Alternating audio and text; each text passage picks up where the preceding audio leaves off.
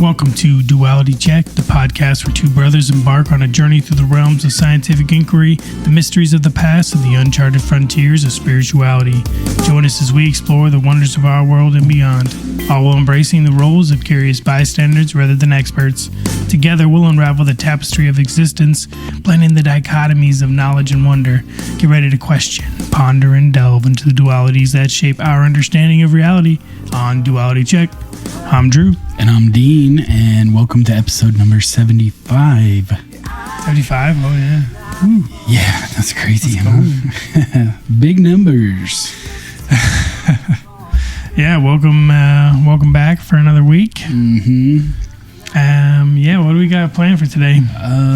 Well, I brought some of these alien interview books. Yeah. I'm not sure. I've got one bookmarked already just from flipping through it. Yeah, well, I was thinking maybe we just kind of go over a couple of the interviews in that. Mm-hmm. This one I kind of want to take a look at for a while before we dig into it. That one's a little bit hard to read. Yeah, it's such fine print. Yeah. So this is Alien Interview Deluxe Edition it says edited by Lawrence R. Spencer, author of The Oz Factors, based on documents provided by Matilda O'Donnell MacElroy, who... This is the book that Chris Ramsey covered the guy who does Area 52 with his alien interviews. Yeah. Which basically... His recent ones, yeah. Yeah, this one tells the story of a woman who apparently was chosen by... Well, it just sort of worked out that way where I think she was there for like medical standby or something. Something like that, yeah. After the Roswell crash. And apparently they captured an alien and interviewed her. And this woman was the only one that the alien would communicate with telepathically. But it just sort of happened, and then she had to, like, is what she's saying. Yeah. Which... Anyway, this one's super dense, and I want to pick out, because I want to set this up properly when we actually go into it. So I want to pick out what areas of the book we should cover to introduce everything properly. Yeah. But then, there's a ton of just... transcripts, it looks like. Transcripts that she sent in letters to the author of this book, if you believe this whole thing is true. Right. But there's also just tons and tons of footnotes, which I think are all provided by the editor/author of the book. Mm-hmm. Some of them give context for what's being spoken about in the interview. Some of them are like extra affidavits and whatnot from other people involved. Who are like saying that this happened, basically? Yeah. Or like saying whatever their part of it was or what they witnessed. Gotcha. And, yeah. Basically corroborating it in a way. Right. Whether it's corroborating or background, like I saw when I was flipping through here, like at one point, it, for instance, like gave context to Eisenhower's statement when he stepped down, which is a weird thing because I don't know if that would have come up in the interview in 1947. Wasn't Eisenhower in the 50s? No, he was into World War II, wasn't he? Yeah, that was right around the time. Yeah. Right after he would have stepped down, I think. Yeah. I don't know what his presidency years were exactly, but I think he was into World War II. He was just after it, if not right at the end of it. Yeah. Anyway, then this other one, this is Alien Interviews. When I bought the other book, this one was recommended on Amazon. I read a little bit about it, and I was like, all right, it was cheap. I was like, let's pick this up, too. Conversations with People Who Experienced UFO Contacts by L.A. Marzulli. So there looked to be some pretty interesting interviews in that I thought would be fun to cover. Oh, yeah. Okay. Yeah, I've already got a bookmark here. We can read a few out of this one. Anyway, yeah. So that's kind of the plans. I actually didn't check if we had any messages this week, did we? I didn't check either. We'll have to check on the break here. Yeah. Okay. Well, we've got a few clips if we wanted to start in with that, unless you want to get into the book here. No, let's start with some clips here. Okay. So I found this Anton Petrov video this week. Check this out. Boop.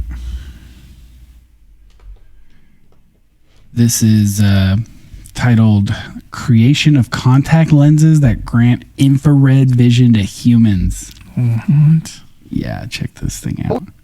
Wonderful person, this is Anton, and in this video we're going to discuss a somewhat intriguing discovery, or I guess technically a somewhat intriguing creation, coming out of a Chinese university where researchers were able to create infrared lenses, or technically something that allows humans to perceive infrared light as if it was optical emissions, even allowing humans to perceive different colors. And though obviously seeing infrared with, for example, infrared cameras is already achievable, in this case, the main achievement is that we basically require absolutely no cameras, no batteries, nothing.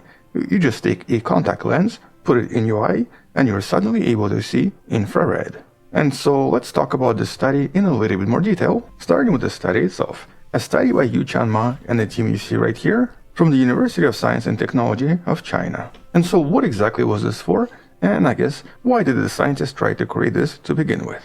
Well, the main idea here is to remove the limitations of mammalian vision. Because when it comes to light perception, most mammals still have a very limited perception when it comes to different wavelengths. Pretty much most mammals can only perceive a relatively small fraction of the visible light, mostly between 400 and 700 nanometers in wavelengths.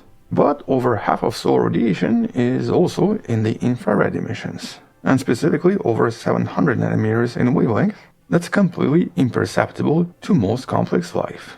And though some animals are able to see it to some extent, none of the mammals can. Now obviously we can sense it with our skin, because that's basically just heat, but when it comes to our eyes, there is definitely a major limitation.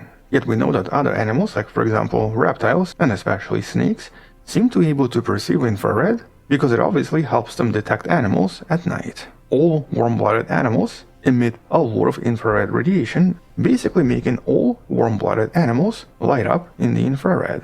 But in case of mammalian eyes, because of the properties of opsins, or the photodetecting cells inside our eyes, it's just impossible by nature. And so as a result, we always kind of relied on additional technology.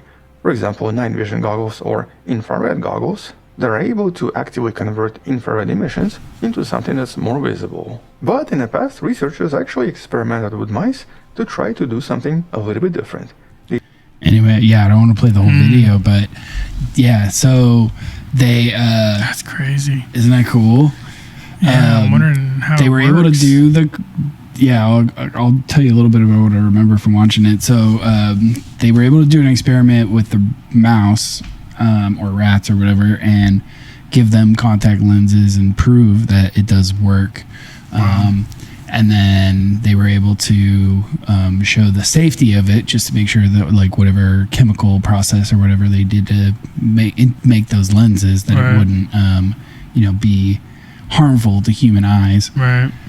And yeah, it works. Dude. So I can't believe that. That's insane. So imagine like walking around, like popping in an infrared lens. Yeah, he said just being able to see freaking heat signatures and like. So there's a couple limitations. So the way it works is it actually bends the light in such a way that it changes the wavelength. Okay, so infrared is below red, right? So as the light comes through these lenses, it kicks it up in frequency, and so it shifts the light into a higher frequency that we can see. And then they were able to essentially get multiple types of bends happening in the same lens, so that from a certain range of infrared, it will bend to a certain range of color, like red. And then another range of infrared would bend to green, and another range would bend to blue. I see. So it gives you color infrared vision. Whoa. And then the other thing that was super interesting is they're saying that what happens too, what people reported is that when you close your eyes, you can still see the infrared. And that's because our eyelids are actually transparent to infrared. Right. They block visible light, but they don't block infrared light. Wow. So if you're like out in the day and you like close your eyes, you can still see. Gosh. So imagine like with your eyes open, you're sort of seeing a blended picture of color, visible and infrared light. But if you close your eyes, you're only seeing infrared. It's a superpower. Yeah. And then you get bit by the freaking radioactive, genetically engineered spider. Yeah, like we covered before. And then the other thing that was like a limitation was that it doesn't really have the ability to amplify the light, and so it doesn't really function as night vision. Right. Because night vision goggles, they work by actually amplifying the infrared that exists. Yeah. So they do work during the day. And I guess you maybe see only like really bright or really hot things that give off a lot of light at night. Yeah, like maybe you'd be able to see. Or use like an infrared flashlight at night to spot so things. that you could see, but other people couldn't. Oh, that'd be an interesting thing to do. Yeah. Yeah, you have an invisible flashlight. Mm-hmm. That's actually kind of cool. Uh-huh. The idea of that going out at night with infrared contact lenses in. Mm-hmm. Oh, that sounds crazy. Totally. And you can keep your eyes closed and just use a flashlight. That'd be intense. Yeah. Well, one of the things I was thinking is because, similar to the video you shared, was that last week or the week before with the like treated glass that apparently will show you UFOs. Right.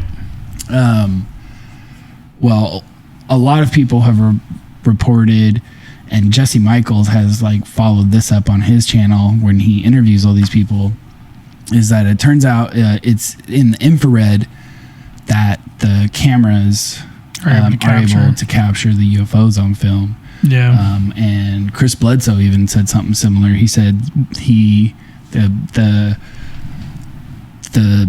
camera he uses, he sends it to get modified. So all cameras are actually sensitive to a little bit of ultraviolet and a little bit of infrared, but they have installed what's called a cut filter, which blocks out those frequencies other than the visible light. Right.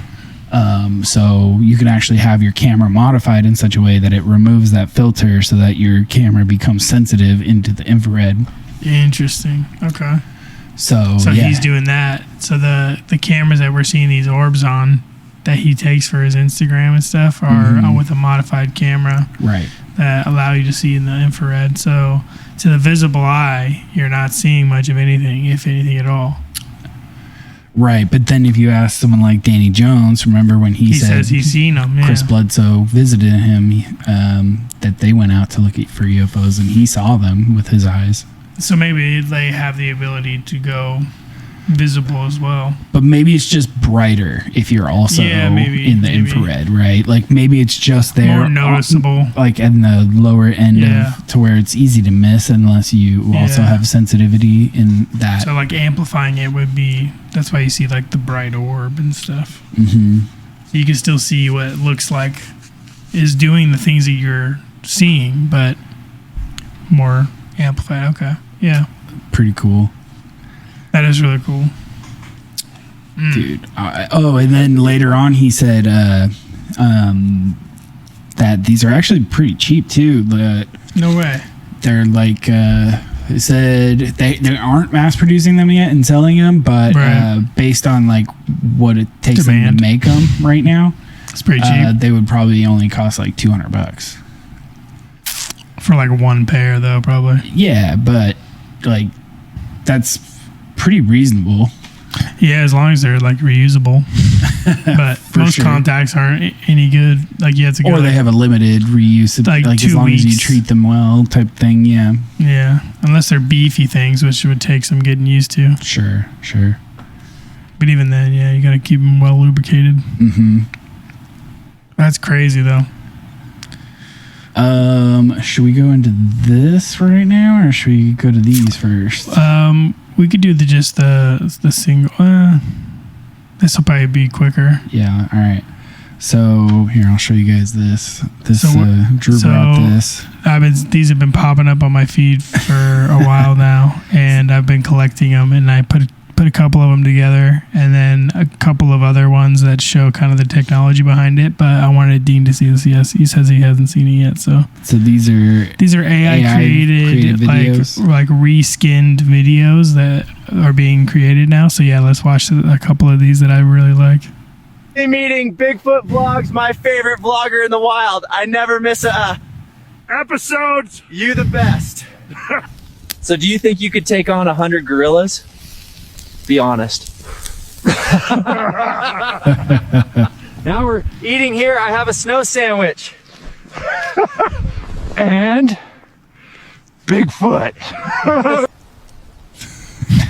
That's it for today's wild adventure, folks. Thanks for watching. Stay warm. Finally meeting Bigfoot vlogs. Wow. Go to the next one. This one. OMG, what is this? Promised. We're finally gonna check out that pyramid. That thing looks like it's been here for thousands of years. That water dripping and it's freezing the moment it hits the floor. This feels like straight up Indiana Jones. Just no snake. Look at this wall, these markings. Do you see that?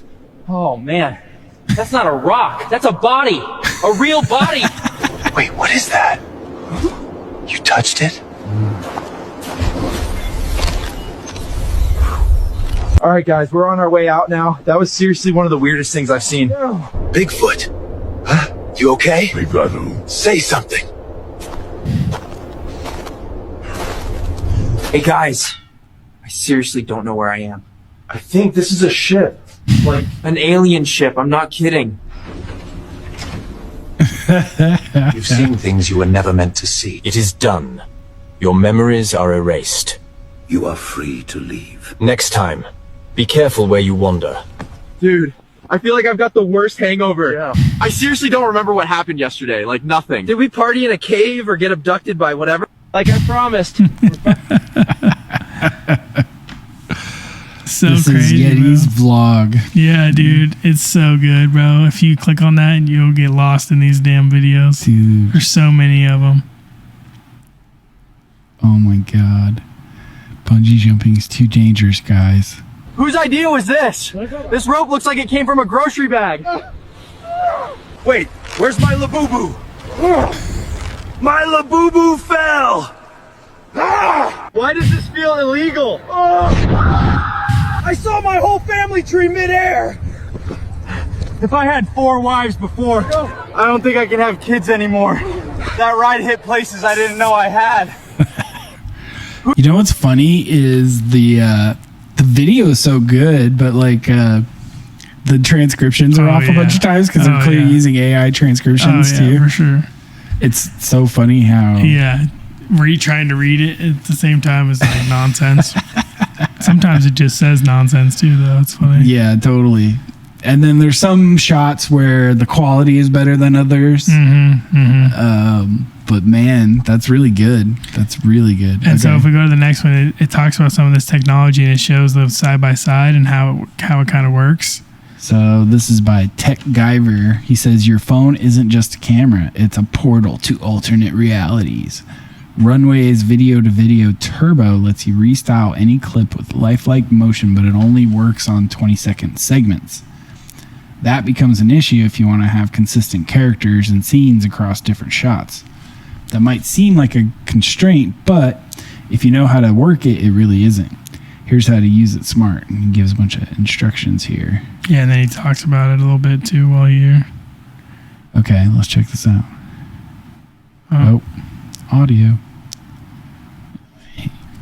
refresh and audio. 20 seconds that Runway gives you with the restyled video feature that they have to create a bunch of different shots and use all of that to create anything that you want. Look at that. Wow. Take the 20 seconds that So Runway he was gives going you downstairs with and only the part of his restyled body video was showing, and it was Yeah. like it was deciding whether to cut him off and like make it look like he's farther away, all of or that like have him sit down on the ground, Right. to create anything that Right. you want. and then based on where his 20 hands are seconds moving that and Runway his gives you positioning and with like the background and everything, it's creating a whole new space around him. Mm-hmm.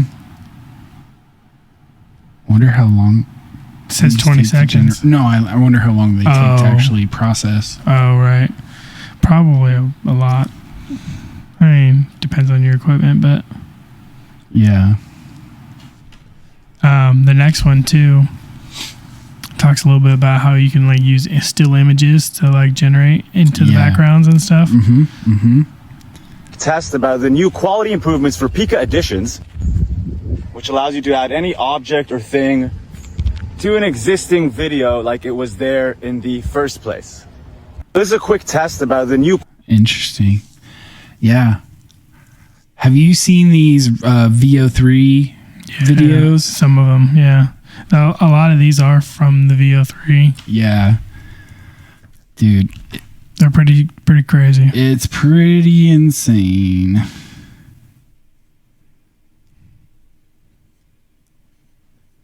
I think they have some sample videos in here. Yeah. The type of stuff you can create now. Yeah, I mean, it's all completely... And yeah, most of them allow you to start with an image so Right. that you can like use AI to create an image, and then you pop that image into the video generator, and then it creates a video from that image. Yeah, there's a ton of these reskinning things that happen that have existed for a while too, but those ones that you showed off are pretty good. Yeah, there's a few AI channels I follow that post every week about all these new capabilities that are constantly coming out. There's also I mean, there's people talking about how this is going to revolutionize the movie industry and how like actors are not going to be necessary as much. Well, right. Eventually, like in the next 10 years, like you got to imagine like, and that's why some of these actors are selling off the rights to their likeness now, and they're getting ahead of it because they're like, hey, if I am not going to be able to do this, and like actors who are getting older too now, they can sell away their likeness, and then they can use video and like other images of them from when they were younger and use them throughout their entire life. Yeah. And create any character they want. There's the first fully transcribed fully transcribed yeah, it was UFO Sweden. Watch the Skies. Have you seen the preview for this? No, I don't think I have. Let's watch it real quick.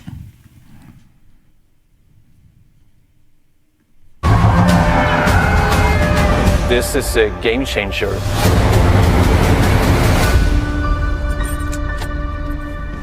Vi är något stort på spåren här. Oh, this is bad. Let me show you the real one. Hang on.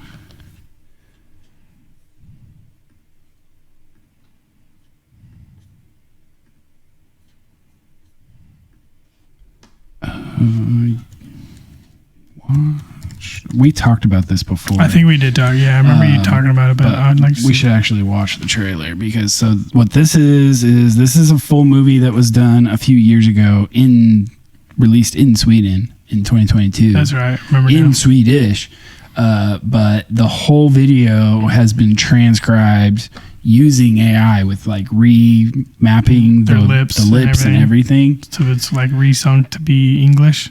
So it's not just an overdub. Right. Like It's you an would actual like normally changing get. the video to like match Yeah. everything. Nobody knows what happened to my dad. And you can still have the same quality of the person's voice. You mean it's not normal to think your father was kidnapped by aliens?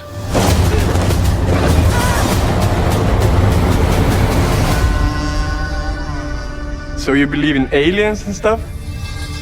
Her dad was the leader of that UFO cult. Denise.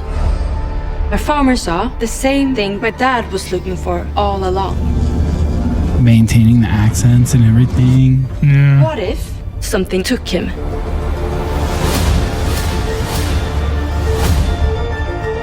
Cool.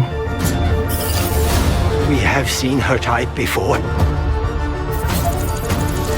They had help from a young girl. It's time to pull the plug on that UFO cult. I've spent my entire life searching for answers. Awesome to have. And now I'm a bit afraid of what I'll find. We're on to something big here. This has cost us almost everything. 10 o'clock! Well, If there's one thing you've taught me, Denise, is that to know is one thing, but to believe is completely different.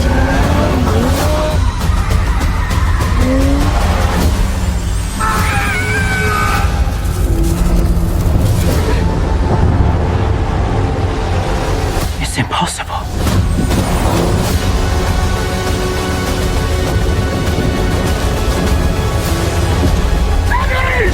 Never move on!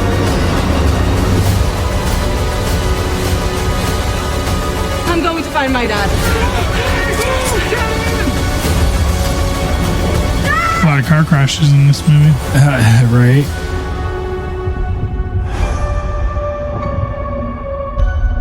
That looks sick. I'm definitely watching that. I mean, it looks pretty convincing, right? Like, it looks like it was filmed in English when you watch this trailer. Yeah, I mean, there might be slight little tiny things, but that's just from watching it a lot and like being able to pick up on the little nuances. But yeah, no, it looks good. Yeah, so I watched it. Imagine 10 years from now, though, like it's gonna be completely like you can literally you'll be able to just record any movie in any language and have it completely overdubbed. And like changed completely. That's awesome. I watched it in Swedish with the English subs, and yeah, it was really good. Yeah, I want to watch it. So yeah, highly recommend. Where can you find it on?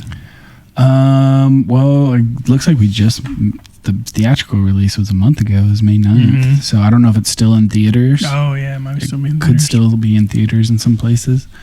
But I'm sure it'll come out on streaming services. I'm not sure which, but we'll find out, I guess. Yeah. Cool. All right. So you also brought this Y-Files. Yeah. What time are we at right now? Do we want to do that one? Well, I don't know. This one might be a little bit of a discussion after. Yeah, this one's going to turn into a thing. So maybe we take a break now and we'll come back and we'll start with that. Okay. Sounds good. All right. We'll see you on the flip side of this. Enjoy some music. All right.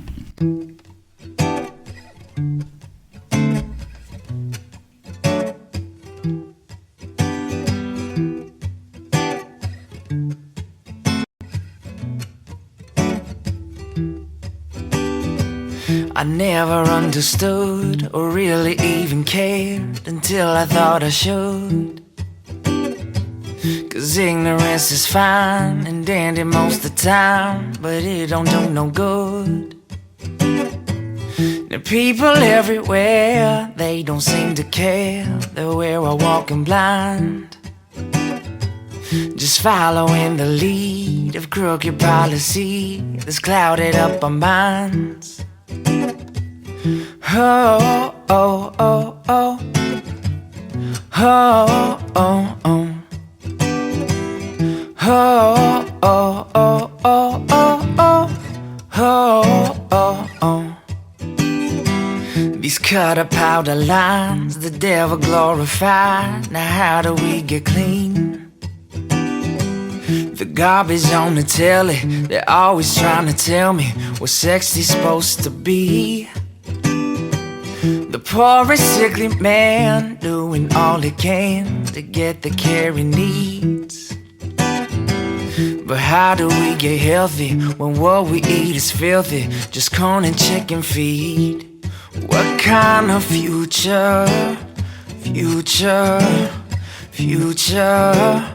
What kind of future? Your future, future, future. Oh, oh, oh, oh. Oh, oh, oh. Oh, oh, oh, oh, oh, oh. Oh, oh, oh. These politics are run by auction out election. You think your vote is won, it's all just predilection. Not for democracy, but polyarchy. Big business kings and queens ain't no 1%ers. In all big industry, the only fueled by greed. They calling all the shots. They're holding all the power and taking down big towers. They're pulling inside jobs. What kind of future? Future, future. Yo, what kind of future? Your future, future.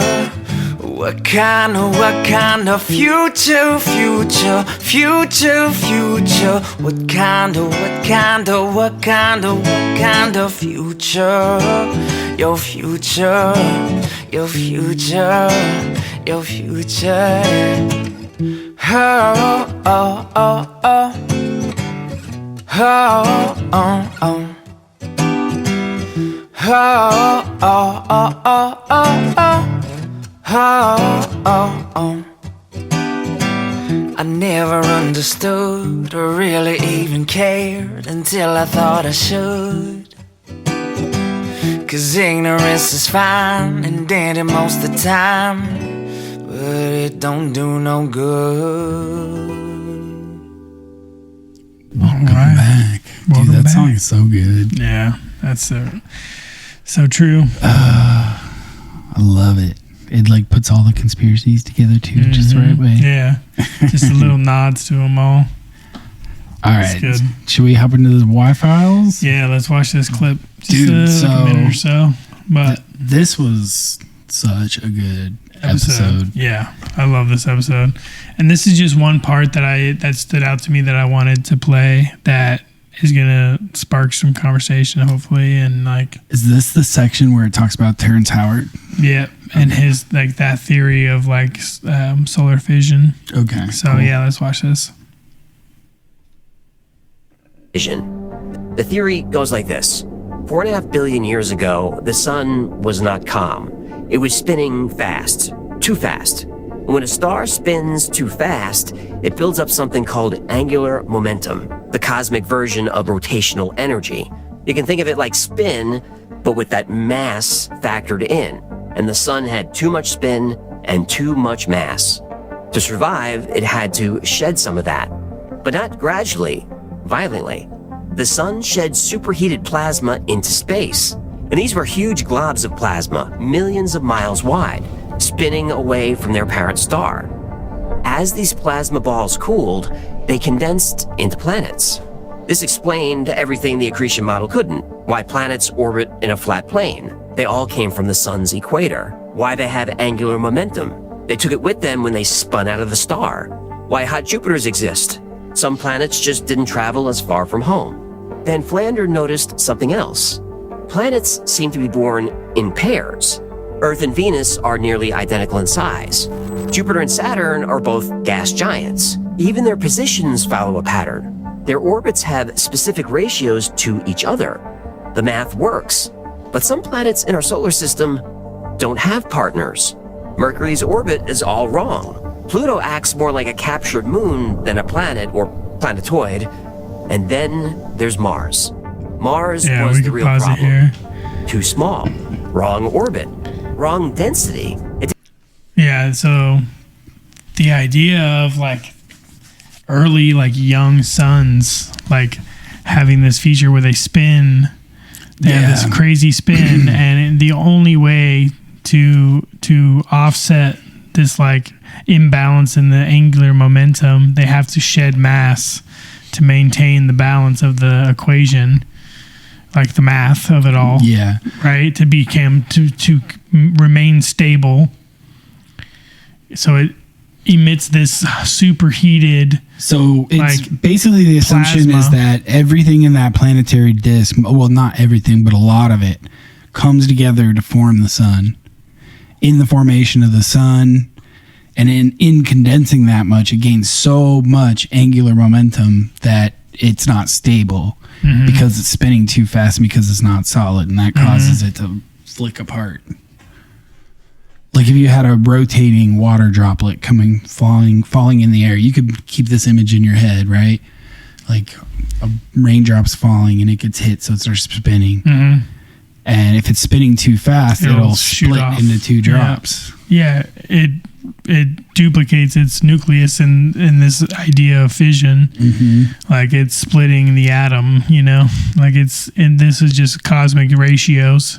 Yeah, so it's like kicking off these planets, and because it's shooting off this plasma that cools as it releases, and then it eventually solidifies, or in case of like these gaseous planets, like, and that's why the idea of these pairs makes sense, where you have one that's forming more solid and one that's forming maybe more gaseous, or methane or whatever, whatever gas it may be, right? Like, and then they split into two, but they're born at the same time. Like that was the amount of mass that needed to be ejected, but in the cooling process, and because they also have their angular momentum from being, basically ejected at a certain angular momentum. Right. They have these mathematical pairings that he's saying. It's an interesting idea. To call Venus and Earth like twins, like as if they're spinning out in pairs, and just like if back to the water drop analogy, they split off and they're spinning, but if they're falling, so eventually they quit spinning around each other.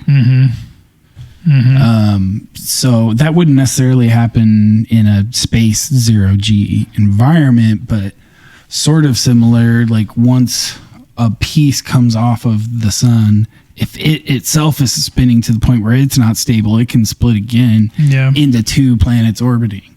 Or a planet and a moon, right? Right. Like if it splits, but then there's like multiple little drops that come apart in the split, those can end up turning into moons. Yep.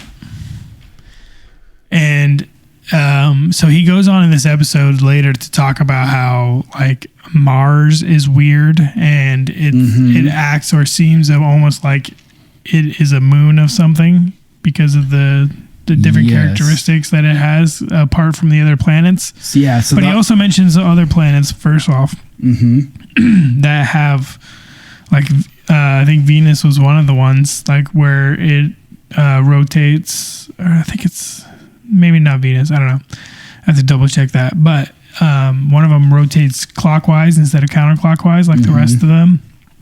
I think it might be. And Venus. some have different like orbital Uranus planes. is like termed over on its side. And I think Neptune's upside down too. And so the claim in the video that they get to eventually is that there was another planet that was destroyed that caused a massive like calamity within the solar system that threw so many different things up. Of which we get the asteroid belt. Yes. Which, according to this theory, also says that only about 5% of the mass would end up getting trapped in an asteroid belt-like structure. Yeah, in their assumption or calculations or whatever they're actually doing. 5% is like norm would be expected because of like vaporization, some stuff having escape velocity and being able to like leave the solar system. So you would lose a large portion. That's a lot. Especially if you have enough energy but especially if you have the energy to explode a planet. Well, because we're not talking about nuclear weapons. No, it couldn't be a nuclear weapon. See, but right? I disagree, and so he also attaches it in this, and I forget where he credits this part of it to. Yeah, like whose aspect of this it is, but the idea that the civilization living on it explodes it somehow. And I feel like that they don't have the evidence for that. Like, but it's an interesting part of the story. Yeah, that's more of not that all of this has necessarily tons Like, it would need to be studied, but For sure. But I know what you mean. Like, it's more of like... I don't necessarily think an explosion makes a ton of sense, because if it was an explosion, it couldn't kick the rest of the mass out of the solar system, so that all you have left is that 5% as the asteroid But it could be belt. something else that hit it. Yeah, so that's what they don't say in That could this, completely and I crush think it. that would make a ton of sense. Like the earlier we did a few months ago, the Anton Petrov video. Yep. That talks about a close flyby to the solar system of another star. Which changes the different characteristics of things that it flies by. Well, changes because their orbit, changes their trajectory. if two stars changes their that have mass. similar mass and their own systems, or their gravity, I mean. Yeah, well, they all have their own system of things that are orbiting them, right? Yeah. So two stars fly close enough to each other, their systems are going to interact. Mm-hmm. And their gravity wells are going to interact, and that can throw off the balance of one system's planets to another, and that can end up dragging some and flipping others and causing collisions. Man, to be able to witness something like that happening, like if you were alive and you saw something celestial happening like that, like what would that be like? Because See either something way, that's like actually like massive on a massive scale, not something that's just like you have to get a telescope and you have to go out the right time of the night. Something that like you could see in the daytime. Yeah. Because of how big it is. Yeah. Which I don't know if there is something that big, but being insane to see. I mean, obviously like meteors and you know. I'm just thinking like I don't necessarily need this theory to be true though either. Like I think it's fascinating to think about though. It is fascinaning. I don't know if it has enough evidence yet, but it's fun to think about. It also made me think about like when we were talking about like the secret history of the world stuff. Yeah. And like the idea of the sun god and like the birthing of like, you know, different heroes and different, which are named after like mythological stuff. Yeah. Like deities and gods, lowercase and uppercase, you know? Yeah, what's the book about that? It's a big one. A bunch of people cited it, like Randall and Joe Rogan, and I forget what it's called. I'll have to think about it. But yeah, there's been people writing about similar theories of the solar system being in a very active place where a lot of hijinks are had, like things are messy, right? And like they kind of have to be in order for you to explain our current solar system and why everything orbits the way it does. Because why we're here, whether it's an accretion disk where everything spins and collects together, or this model where it kind of the sun spits everything out, like whichever is true, they would both end up with relatively predictable orbits of things within its influence. So you still need something to come interact with it in order to kind of kick it out of whack. Yeah, it's true. Because just an exploding planet, like it would explode, but it would end up collapsing back on itself because everything around it would have stable gravity, you know?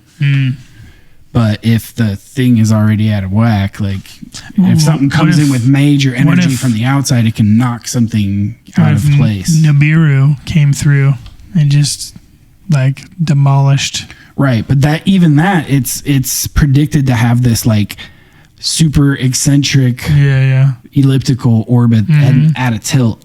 So even that, you kind of have to explain like how did that get there even? Right. And there are weird, like we know we have the whole Oort cloud. It's basically an entire sphere around the solar system of objects. Yeah, what could that be?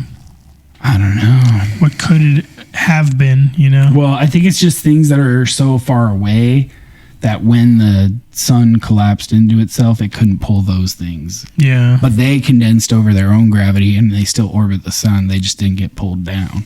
Okay.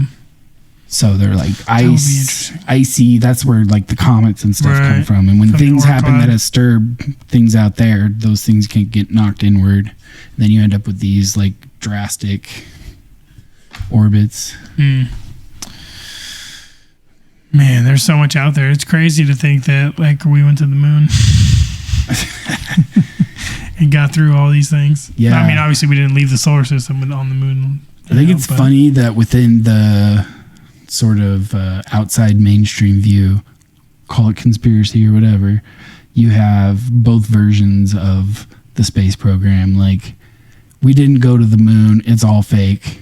Yeah. Or, yeah, we went to the moon, but we've been going back ever since, and we have a secret space program, and there's, you know. Right.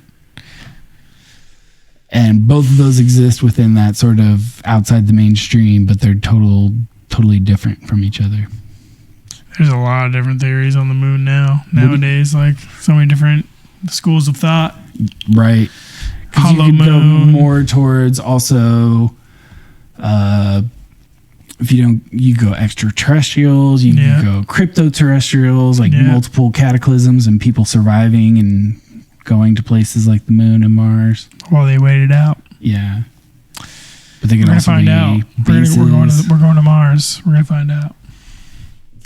As long as Elon doesn't get his funding pulled. If Elon dies on Mars, it doesn't necessarily mean it's easy for us to go. No, that's true. I don't think he plans on even going. He said he wants to die on Mars. Oh yeah, maybe die, but yeah. Wow, he's getting older now. He's in his 50s, right? I think so. Yeah. I don't want him to die. He's got plenty of time. No, yeah, for sure. He's got rich people money to eat good food and get good health care. He's gonna last a long time. Let's see if he does that though. Yeah. The amount of hours he puts into everything. That's real. All right, well, that was the whole fission idea. I think is fascinating though, because I was saying though, Me too. like the idea of like these ancient like rituals and ideas of like the birthing of like everything has the same idea of like the sun created everything, and it's like the birthing place of all the planets and the gods. And and then I forget basically what he's saying is where Terrence Howard got brought into it is because he was kind of bringing up these ideas this idea that planets are like birthed out of a star and that they move further away. He did also bring up at the end when he does his like kind of debunking thing that I lost my train of thought, but basically that no, I lost it. I'm sorry. No, that's cool. He checks some of it at the end. Who was the guy that Terrence, the scientist that he's quoting through most of this? It's like some guy who ends up working at the government for a long time. I don't remember. He's published a bunch of papers. Yeah. Anyway. Well, I know he talks about Bode's law. Like the idea, like he talks about like Bode's law being that's a part what of the this idea thing. of being like how far apart the planets are. Like the calculation to like predict where the planets should be in their orbits based on like the patterns, but it breaks down around Mars and like some of these other planets. But it was actually in place and was predictive of some of where the planets were discovered. I think is Yeah, and there was like some deviations from like the actual calculations. Like there were some that they found a little bit closer or further away. But like that was also brought into this theory of like the fission idea. So heck yeah. I think this is an interesting way to think that the solar system could have formed. I think I remember one part I was going to say. Yeah. Sorry, my mind is all over the place. But, oh my God, did I actually lose it again? That's crazy. Why did I lose it again? My mind is like going away. What the hell? Oh, nope. Change the subject. Because I'm going to keep losing it. I had it in my head so clear too. Let's give your head a little time to take a break. Why don't we go on our next break here? All right, we'll do an early break. Yeah. We'll be right back.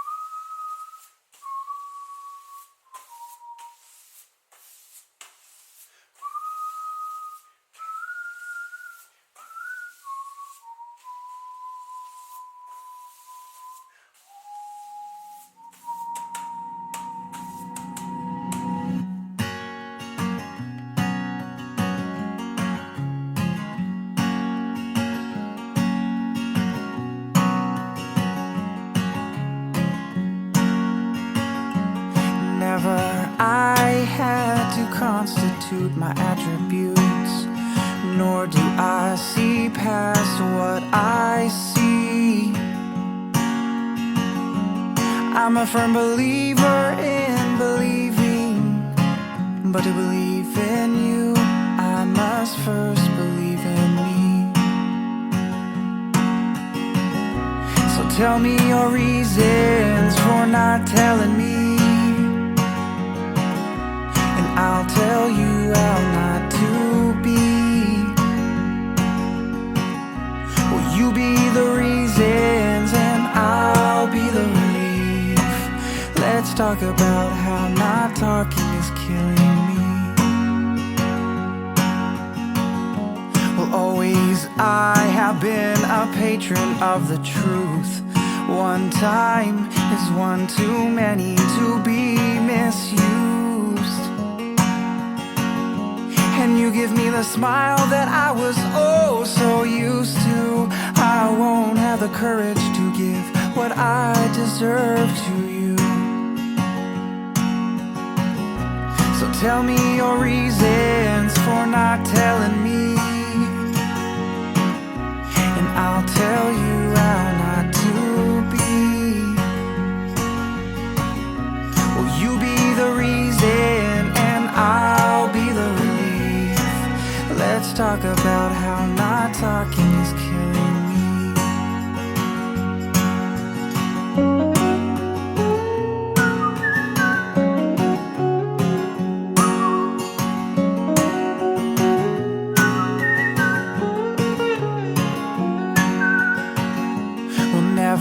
I had a feeling to constitute my attributes.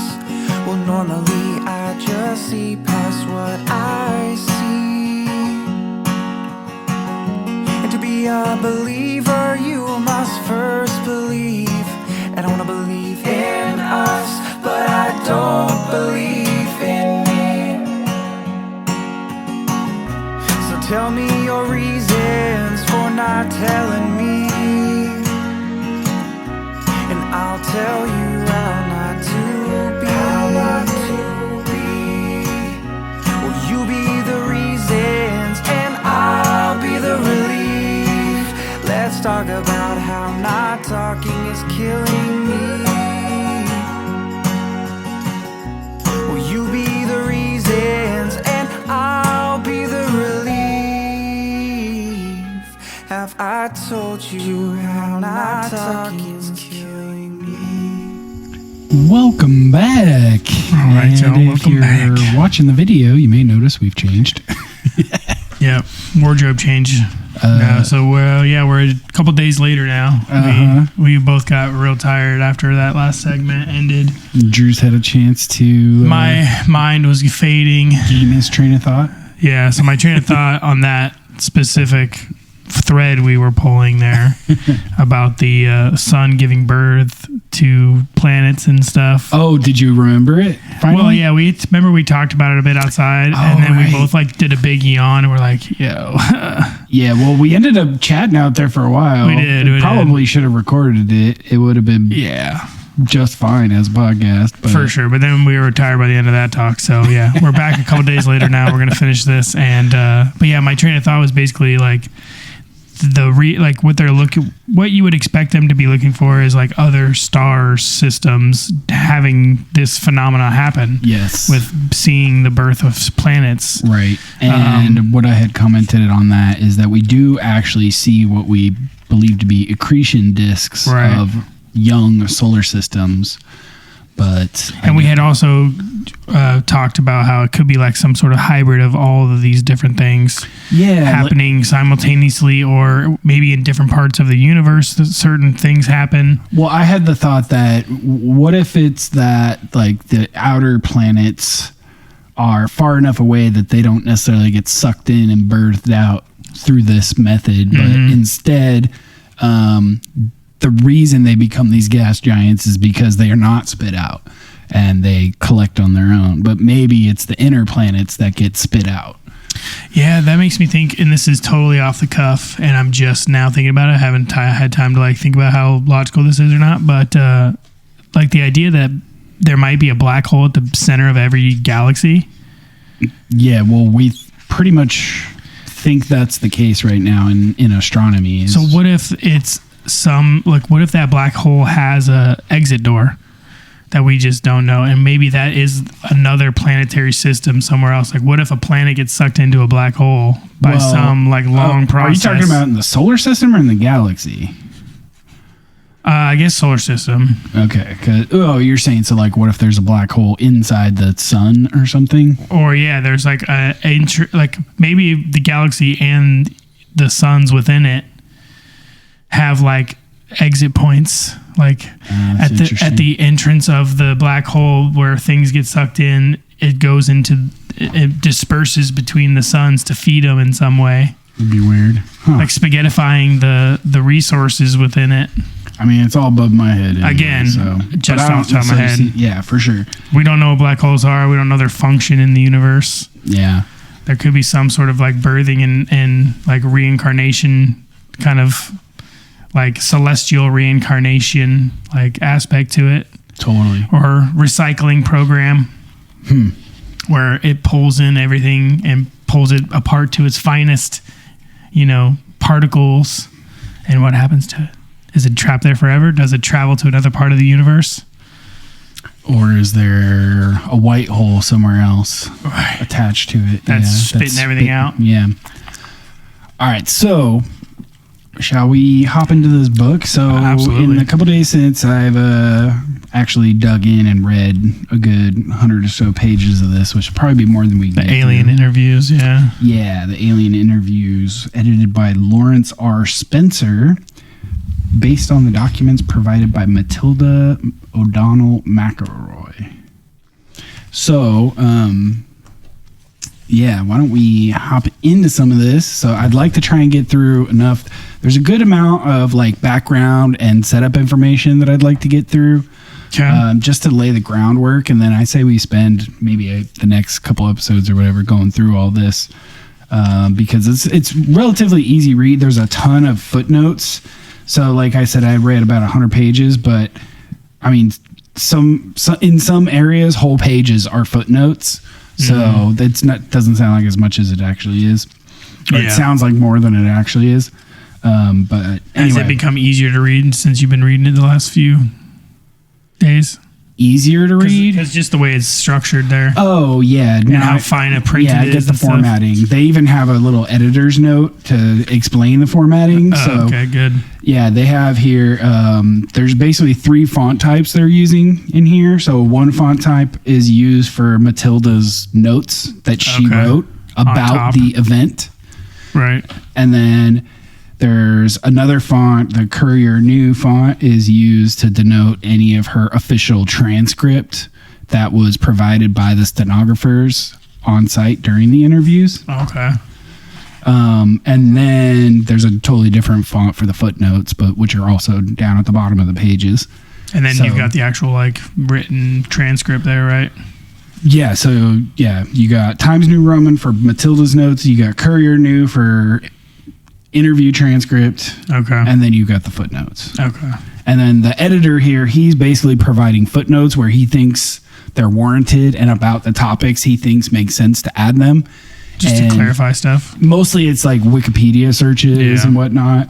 Just to give some context to things. Yeah. And also, I looked through this entire book and I didn't see any sort of copyright notice. Not that, I mean, copyright's automatic in this country, so it's not like it has to, but couldn't still get in trouble for like going over all this. But I think he's portraying this as information to get out to the public. So I see this as a way to continue to get it out. Yeah.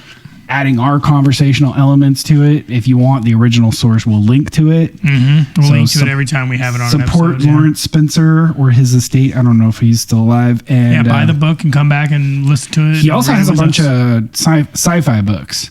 Oh, okay. Which we'll get into. This is part of the reason why he ended up in the situation to receive these notes. Because they came to him because he had some sort of... Well, he was doing research for one of his sci-fi books, and he ended up finding some sort of link to this lady.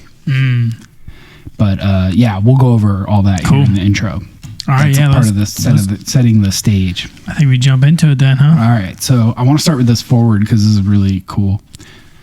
We ask as fools who know not our own spirit, where are the hidden traces left by the gods? And that's from the Rig Veda, Book 1, stanza 164, lines 5A and B. That's cool. Yeah. All right, so he's got definitions. All right, let's go into the introduction here. The mystery of UFOs and extraterrestrials. If you have studied the UFO phenomena at all, you are already familiar with the infamous Orson Welles radio broadcast of War of the Worlds and the invasion from Mars on October 30th, 1938. This fictitious do you want to go real quick, since you already stopped for a second? Do you want to go full screen here on us? Oh, thank you. Yeah. There we go. Dramatization of this fictitious radio dramatization of an invasion of Earth by aliens incited a global UFO and extraterrestrial hysteria long before the UFO crash near Roswell, New Mexico in 1947. During the past 60 years since the alleged Roswell crash, there have been tens of thousands of reported UFO sightings. A global hysteria has emerged from evidence of what is presumed to be extraterrestrial phenomena. Concurrently, the unrelenting denial of this phenomena by the United States government has precipitated an uninterrupted flurry of accusations, counter-accusations, cover-up conspiracy theories, lunatic fringe speculations, scientific investigations, etc., ad nauseum, and a growing multitude of similar alleged close encounters. My first thought when I received the package of documents from Mrs. MacElroy was, this is just another set of Majestic 12 documents. I'm referring to a mysterious package reportedly received by mail in 1984, shortly after the death of the last surviving member of the so-called Majestic 12 Committee, alleging to have been organized by President Harry Truman shortly after the Roswell incident in 1947. By the way, we need to find those and read those on the podcast too. Oh, yeah. There are several similarities to the Majestic 12 documents and the package I received from Miss McElroy. In the case of the former, an envelope was sent from an anonymous sender with no return address. It contained an undeveloped roll of film. That's all. On the roll of film were photos of documents that were assumed to be authentic by the recipient and his colleagues, whose vested interest, i.e. livelihood, depend heavily on attracting public notice and credibility to themselves as leading authorities on the subject of UFO phenomena. They have worked relentlessly since then to discover proof that the documents are authentic. Of course, government agencies deny everything alleged in the documents and anything having to do with the subject of extraterrestrials in general. In addition, the subject has become so thoroughly overwhelmed with obvious false reports, discredited sources, hearsay, manufactured falsehoods, misunderstandings, missing information, added inapplicable information, and a myriad of other conflicting complexities that have made the subject laughable or unapproachable as a science. This may be intentional or simply a reflection of the general chaos and barbarism that is humanity. As for government denials and cover-ups, the events of September 11, 2001 have made it abundantly apparent to me that the United States government has destroyed any vestige of trust the American people and the world may have harbored. Even through the Vietnam War, Watergate, and many similar betrayals in the honesty of the American government, military, and intelligence community by blatantly lying to its own people about almost anything and everything. I would add to that the COVID and the Russiagate and the so many more things these days, Epstein and going back even further, JFK assassination, and going back as far as Pearl Harbor, Gulf of Tonkin, yeah. In spite of vast numbers of UFO sightings, innumerable reports of alien abductions and close encounters with extraterrestrials that pervade nearly all of prehistoric and recorded human history, I found only one underlying, unifying, undisputable, axiomatic common denominator that permeates all of this data. He loves his descriptors. Yeah. I was going to say, he's all about it. Assuming that subjective reality or beliefs of individuals is acceptable evidence, there has been no universally agreed upon proof that UFOs / extraterrestrial life forms exist, whether based on government admission, physical evidence, circumstantial, or subjective data. So he's basically saying the only thing we know for sure is we don't have definitive proof yet. Yeah. Which we know. Yeah. There are several deductions I can infer from the lack of agreement, government admission, or physical evidence that such things are real, that, if verified, may lead to a workable solution to this mystery. Deduction number 1, in spite of an enormous collection of subjective, circumstantial, and objective evidence of extraterrestrial activity on or around Earth, the existence, intentions, and activities of extraterrestrials remain hidden and mysterious.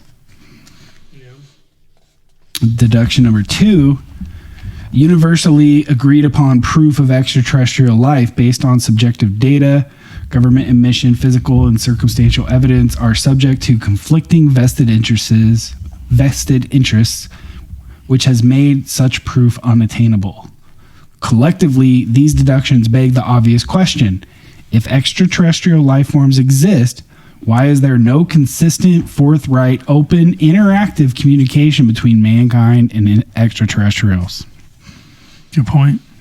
Fortunately, subjective reality does not require evidence or proof. Therefore, I decided to publish this book in order to pass along a subjective communication I received from Mrs. MacElroy to other people who may be interested in it. Personally, I am not assuming that anything I received from Mrs. MacElroy is in any way authentic, with the exception of the envelope and the paper inside the envelope. Okay.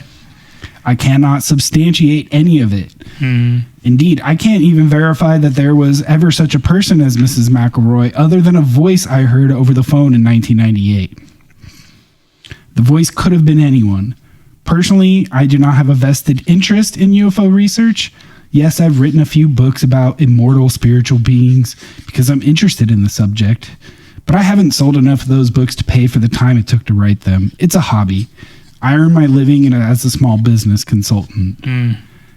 It is not my intention to justify, explain, or remedy any disability to perceive or understand the mysteries of extraterrestrial existence, UFOs, government agendas, or spiritual abilities. Nor is it intended to educate, persuade, or promote to anyone that any of these phenomena exist. Furthermore, what I may or may not think about this is irrelevant. Moreover, I have burned all of the original documents, including the envelope I received from Mrs. MacElroy. I do not want to spend the rest of my life being hounded by UFO researchers, government agents, grocery store tabloid reporters, UFO advocates, and debunkers alike, or anyone else. Any proofs or attempts to authenticate the assertion that Mrs. MacElroy actually interviewed an alien in 1947 will have to be done by others. Gotcha. So yeah, he's kind of washing his hand of it, just passing along the information. Yeah. And he's saying he's doing these things, and he writes the books and does those things in order to, as like a hobby. It's not making money. Right. He's not out here trying to just make $1 million off of a cool UFO story. Nor is he really even in a position to, is what it sounds like, based on his past sales as an author. Right. Yeah, so like burning the pages and like washing his hands of it, other than putting this book out. So sounds like we're going to be cool. I don't think he's copywriting. Yeah. Well, he's not even claiming to be the author of this material. Right. So he's saying he got the information or received the files or whatever, transcripts, and he's just now reading it and basically doing what we're doing. Putting his own notes and his own flair, like putting his own like subjective opinion on it. Okay. So let's go into the background of Matilda O'Donnell MacElroy. This is her biographical information here. Since I have never met Mrs. McElroy in person and spoke with her over the phone only once for about 20 minutes, I cannot vouch personally for her as a credible source of information. In fact, I cannot factually substantiate that such a person actually exists, except that I did speak with her on the phone and received handwritten material in the mail, which was sent from a physical address in Ireland. Okay. I spoke to her on the phone in 1998. At the time of our brief conversation, or our brief phone interview, Mrs. McElroy lived in Scotty Pride Drive in Glasgow, Montana. I know this because I mailed a copy of my book, The Oz Factors, to her as a gift after it was published in 1999. So he spoke to her on the phone in 1998. Sent it to her. Sent her a copy of his book in 1999, and then he didn't hear from her. And he didn't get a return to sender? No.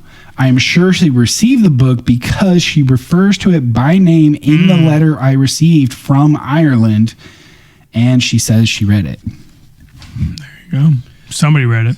I did a little research on the internet about Glasgow, Montana for my own interest. Glasgow was founded in 1887 as a railroad town that became popular during the 1930s because President FDR requested that the Fort Peck Dam be constructed there, which became a huge source of employment for the Glasgow area. In the 1960s, the population flourished up to 12,000 because of Glasgow Air Force Base, which was used during the Vietnam conflict and the earlier part of the Cold War. The base was deactivated and closed in 1969. When I talked to Miss McElroy on the phone, she mentioned that she had been relocated there by U.S. Air Force after her service was completed. And that's where she met her husband, who was an engineer.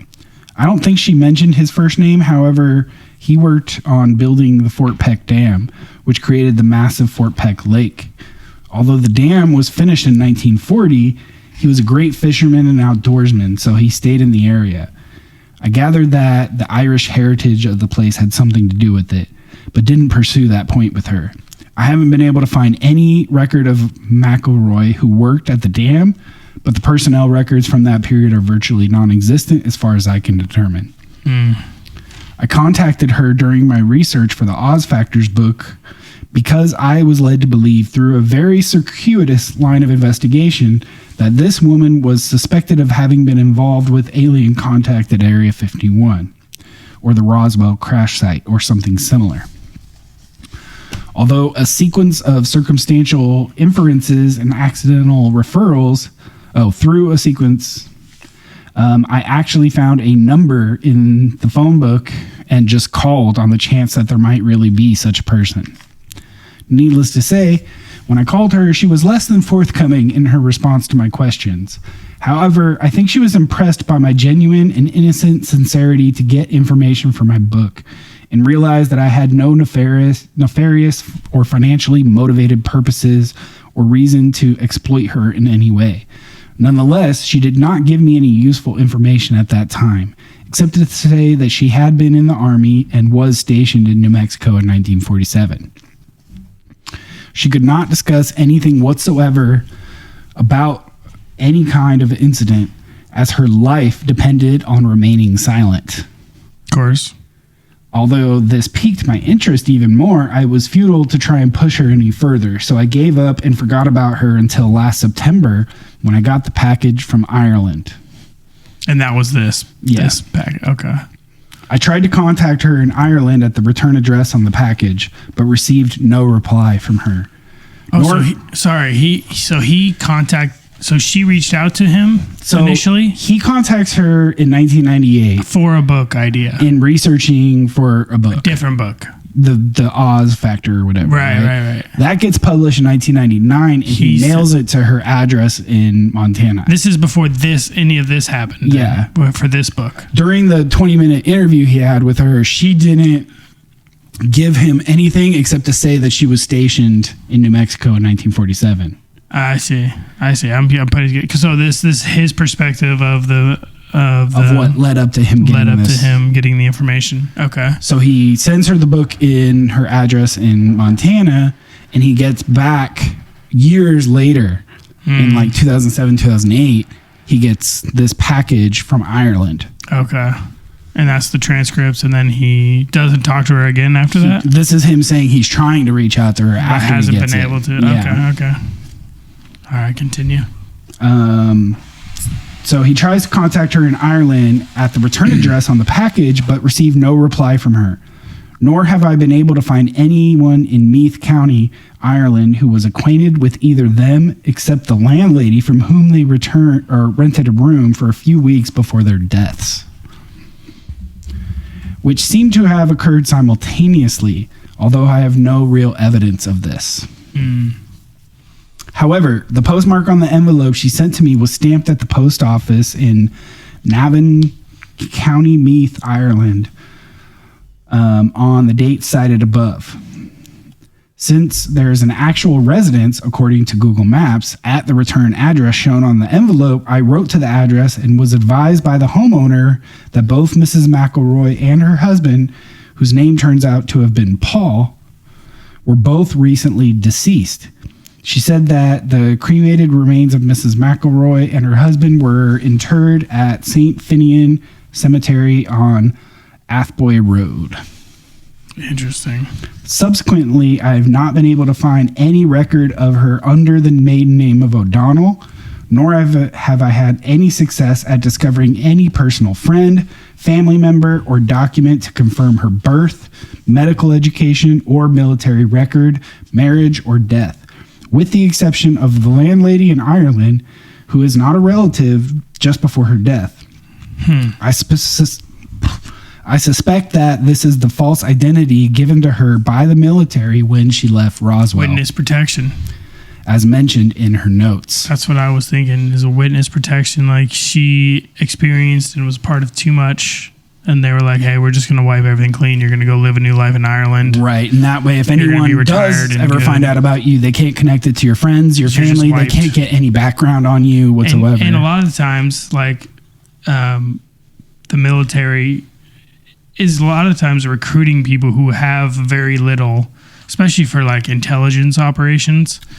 Like it's kind of like in the zeitgeist of, if you just watch anything or know anything about like covert a lot of times the people who are recruited to those things are people who don't have much of a footprint in society. She wasn't recruited for. We'll get to that. I know. Yeah, I know. Based generally, she wasn't recruited for it, but she was part of the military in general. Sure. So like, yeah, you're saying the military work tends to appeal to people who need the work. Yes, right. And who might not have much outside of the military itself, especially career-long people. Sure. You know. Sure. Anyway. So, yeah, he doesn't find anything under the maiden name, and, yeah.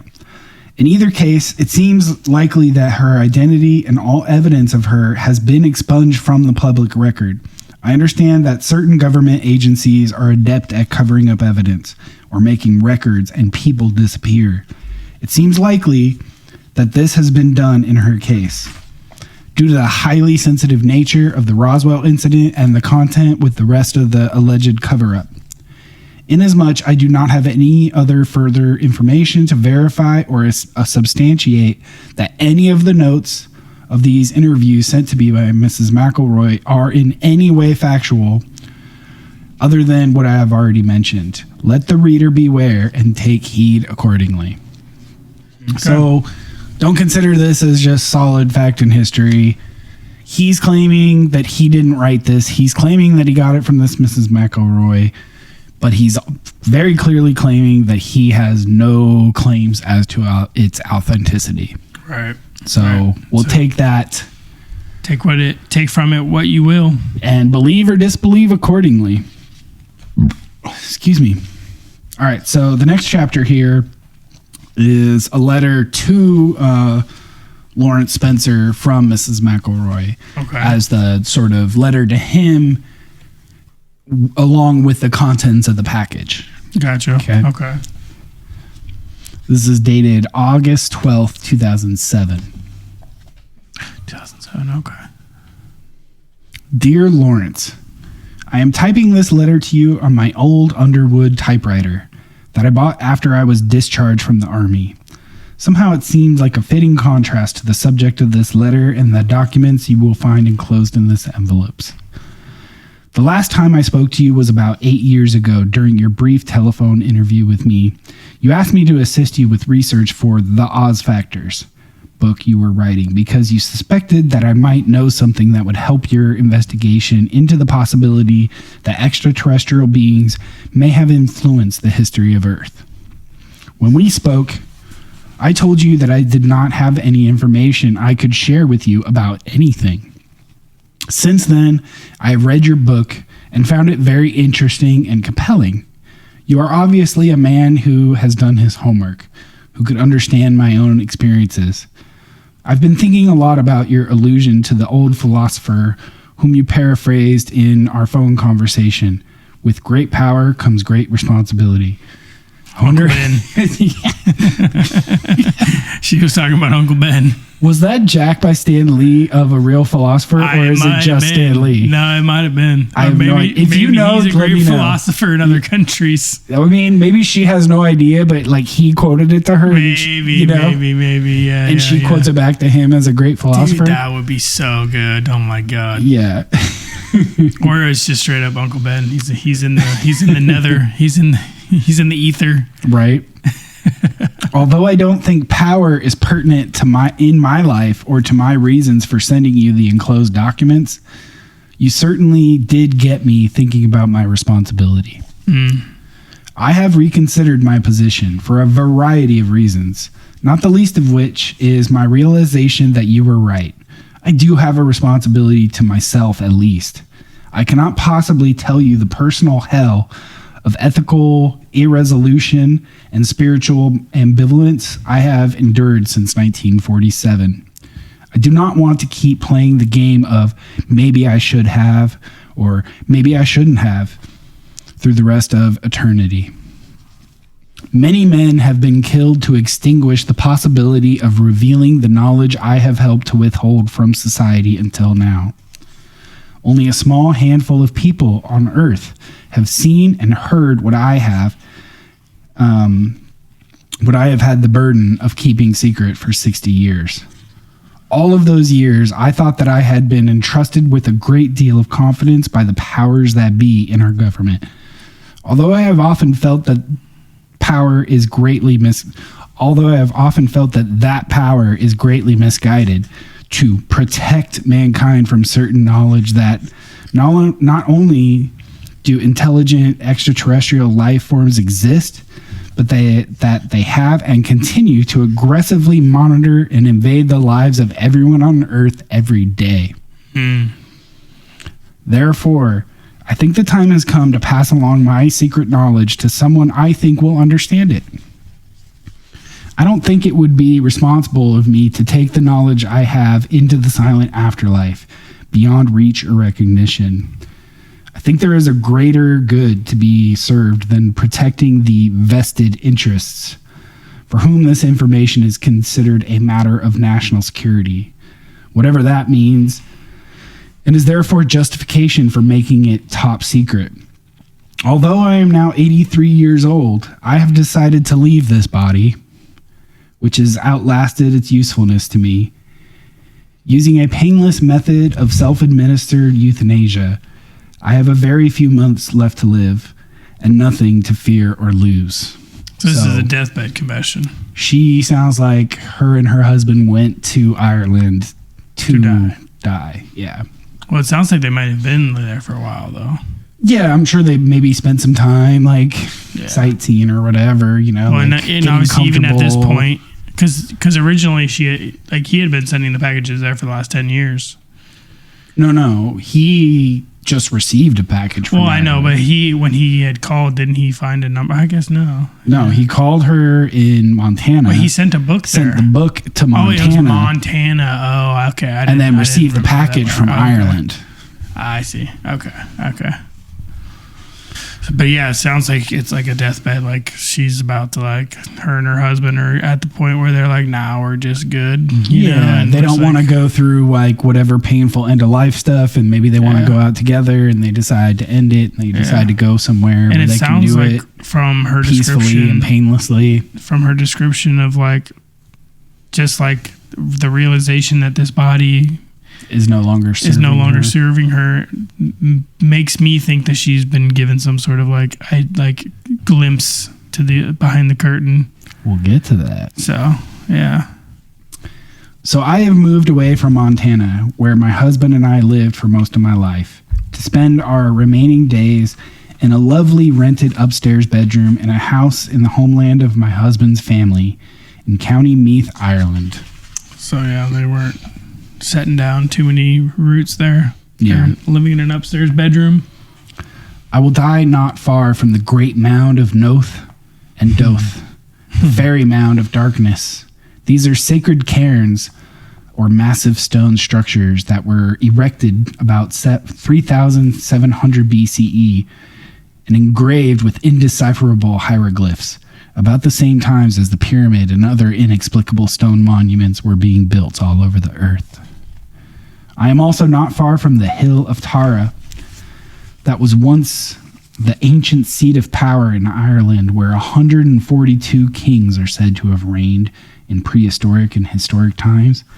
In ancient Irish religion and mythology, this was the sacred place of dwelling for the gods and was entrance to the other world. St. Patrick came to Tara to conquer the ancient religion of the pagans. He may have suppressed the religious practices in the area, but he certainly did not have any impact on the gods who brought these civilizations to Earth. As you will discover when you read the documents enclosed, therefore, this is a fitting location for my departure from this unholy world and final release from the burdens of this life. The crystal clear perspective of hindsight has revealed a higher purpose to me, assisting the survival of the planet, all living beings and life forms in our galaxy. The status quo our government establishment has been to protect the people from knowledge of such matters. In fact, the only protection afforded by ignorance and secrecy is to hide the private agenda of those in power to enslave others, and by doing so, to disarm every perceived enemy and ally through superstition and stupidity. That's an interesting point. The idea of like privacy is really meant to, like, this idea of like enclosed, like limited hangouts, kind of like all the way up, starts locally and then it like becomes bigger and bigger, and then you got these governments that are able to like keep everything under wraps because there's like this societal norm of privacy and secrecy. And she's saying that the only thing that the secrecy in these topics is actually protecting is the power of these people to enslave. And but it becomes a norm for the people that they rule over. Yeah, right. Therefore, I have enclosed the original and only existing copies of my personal notes and reflections on a matter which I have kept hidden from everyone, even my own family. I have also enclosed my copies of typed transcripts created by the stenographer who transcribed all of my interviews with the alien saucer pilot after each interview was finished. I do not have any copies of the tape recordings that were made of my interview reports. No one, until now, knows that I was able to secretly retain copies of the official interview transcripts. Oh, okay. Now I am entrusting these documents to your discretion to impart to the world in any form or manner you see fit. My only request is that you do so in a way that will not threaten your own life or well-being, if possible. If you were to incorporate these notes on my experiences into a work of fiction, such as a novel, the factual nature of the material could be easily dismissed or discredited by any agency for whom national security is used as a personal shield against scrutiny and justice. In so doing, you could disavow any knowledge of their true origin and claim that it is a fictitious work of your imagination. Whoever said that truth is stranger than fiction was right as rain. For most people, all of this will be unbelievable. Unfortunately, beliefs are not reliable criteria for reality. Also, I am sure that if you were to show these notes to anyone that would prefer physical, economic, or spiritual slavery over freedom, the subject matter contained in them would seem quite objectionable. If you attempted to publish the documents as a matter of factual reporting in a newspaper or on evening TV news, they would be rejected out of hand as the work of a kook. The very nature of these documents makes them unbelievable and therefore discreditable. Conversely, the release of this information is potentially catastrophic for certain political, religious, and economic vested interests. These documents contain information which is quite relevant to your interest and investigation into alien encounters and paranormal experience. To use your analogy in the Oz Factor book, I can honestly say that the few factual reports that have been made by others about alien influences are only a gentle breeze in the eye of an apocalyptic hurricane swirling around Earth. There really are wizards, wicked witches, and flying monkeys in the universe. This information, which has been suspected and or speculated upon by so many for so long, has been constantly denied by mainstream media, academia, the military-industrial complex that President Eisenhower warned us about in his farewell address. As you know, in July 1947, the Roswell Army Airfield, RAAF, issued a press release stating that personnel from the field's 509th Bomb Group had recovered a crashed flying disc from a ranch near Roswell, New Mexico, sparking intense media interest. And then this is where it goes into pages of like footnotes on the different like people and characters involved. Oh, wow. So we'll skip over that, but just know if you want to buy the book, like that's all there. Cool. Later the same day, the commanding general of the 8th Air Force stated that Major Jesse Marcel, who was involved with the original recovery of the debris, had recovered only the tattered remnants of a weather balloon. The true facts of the incident have been suppressed by the United States government since then. You may know that I was enlisted into the U.S. Women's Army Air Force Medical Corps, which was a part of the U.S. Army back then. I was assigned to the 509th Bomb Group as a flight nurse at the time of the incident. When the news that there had been a crash was received at the base, I was asked to accompany Mr. Cavett, the counterintelligence officer, to the crash site as the driver of his vehicle and to render any needed emergency medical assistance to any survivors if necessary. Therefore, I briefly witnessed the wreckage of an alien spacecraft, as well as the remains of several alien personnel aboard the craft who were already dead. Wow. When we arrived, I learned that one of the personnel on board the craft had survived the crash and was conscious and apparently uninjured. The conscious alien was similar in appearance, but not the same as the others. None of the other personnel present could communicate with the survivors, as the being did not communicate verbally or by recognizable signs.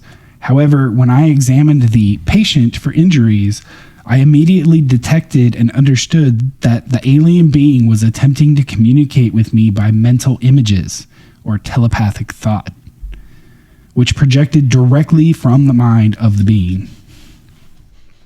I immediately reported this phenomenon to Mr. Cavett. As no other person could perceive these thoughts, and the alien seemed able and willing to communicate with me, it was decided after a brief consultation with the senior officer that I would accompany the surviving alien back to the base. This was partly due to the fact that I was a nurse and could attend to the physical needs of the alien, as well as serve as a non-threatening communicator and companion. After all, I was the only woman at the site and the only one who was not armed. I was thereafter assigned permanently to serve as a companion of the alien at all times. Interesting. My duty was to communicate with and interview the alien and to make a complete report of all that I discovered to command authorities. Subsequently, I was supplied with specific lists of questions provided to me by military and non-military personnel, which I was to interpret for the alien and record the responses to the questions provided. I also accompanied the alien at all times during medical testing and many other examinations to which the alien was subjected by staff from numerous government agencies. I was given a promotion in rank to Senior Master Sergeant to improve my security rating and to increase my pay grade from $54 a month to $138 a month. It's huge. It's a big pay grade. It's a big pay increase, but man, people made a little money back then. Oh, well, it went much farther. The money was worth a lot more back then. It went much farther, though. For this very unusual assignment, I performed this duty from July 7th through August 1947, at which time the alien died or departed the body, as you will read about in my notes. Although I was never left entirely alone with the alien, as there were always military personnel, intelligence agency people, and a variety of other officials present from time to time, I did have uninterrupted access to communication with the alien being for nearly 6 weeks. That's crazy. And I remember from the few episodes of that Chris Ramsey did, that she noticed that the alien never slept, didn't seem to need any sustenance, didn't ever seem to need to use the bathroom or anything like that. Yeah. Just didn't need anything, just sat there. Yeah. And did nothing, basically. I find it... Other than talking or telepathing. Yeah. I find it really cool and meaningful that it was the only woman on site that the alien would communicate with. Which makes sense. Yeah. If you're a prisoner in any foreign country and the only person that you would probably trust is an unarmed female that's wanting to like help you and genuinely interested in your well-being, it's gonna like make you curious make sure about you. Your body is healthy or whatever, and like keep you like right. They probably have nothing necessarily against you, right? So fascinating. Do you want to hit a break and then come back, or do you got more of this intro? No. Finish the intro. Well, let me see. Let me finish this next 2 pages here, and that'll finish this intro part. All right. And then we'll get into the first interview when we come back. Cool. Hereinafter is an overview and summary of my personal recollection of conversations with the alien craft pilot, whom I came to know by the identity of Airl. I feel that it is my duty at this time, in the best interest of the citizens of Earth, to reveal that I have what I have learned from my interactions with Airl during those 6 weeks, on the anniversary of her death or departure 60 years ago. Although I served as a nurse in the Army Air Force, I am not a pilot or a technician. Further, I did not have any direct contact with the spacecraft or other materials recovered from the crash site at the time or thereafter. To that degree, it must be taken into consideration that my understanding of the communications I had with Airl are based on my own subjective ability to interpret the meaning of the thoughts and mental images I was able to perceive. Right. So, yeah, because she's not this, pilot or engineer, technician type, whatever communications to that matter that she got are still being interpreted through her and her abilities. Well, and not only that, but her telepathic abilities, right? The ability to actually interpret what she's receiving telepathically through images and like... Right, which brings us to like the remote viewing talks we've had about how, it's easy to misinterpret these images and impulses. On things that may not have as much meaning because what they're meant to portray is something more abstract or something more large, like broad. So, yeah. Yeah. Our communication did not consist of spoken language in the conventional sense. Indeed, the body of the alien had no mouth through which to speak. Our communication was by telepathy.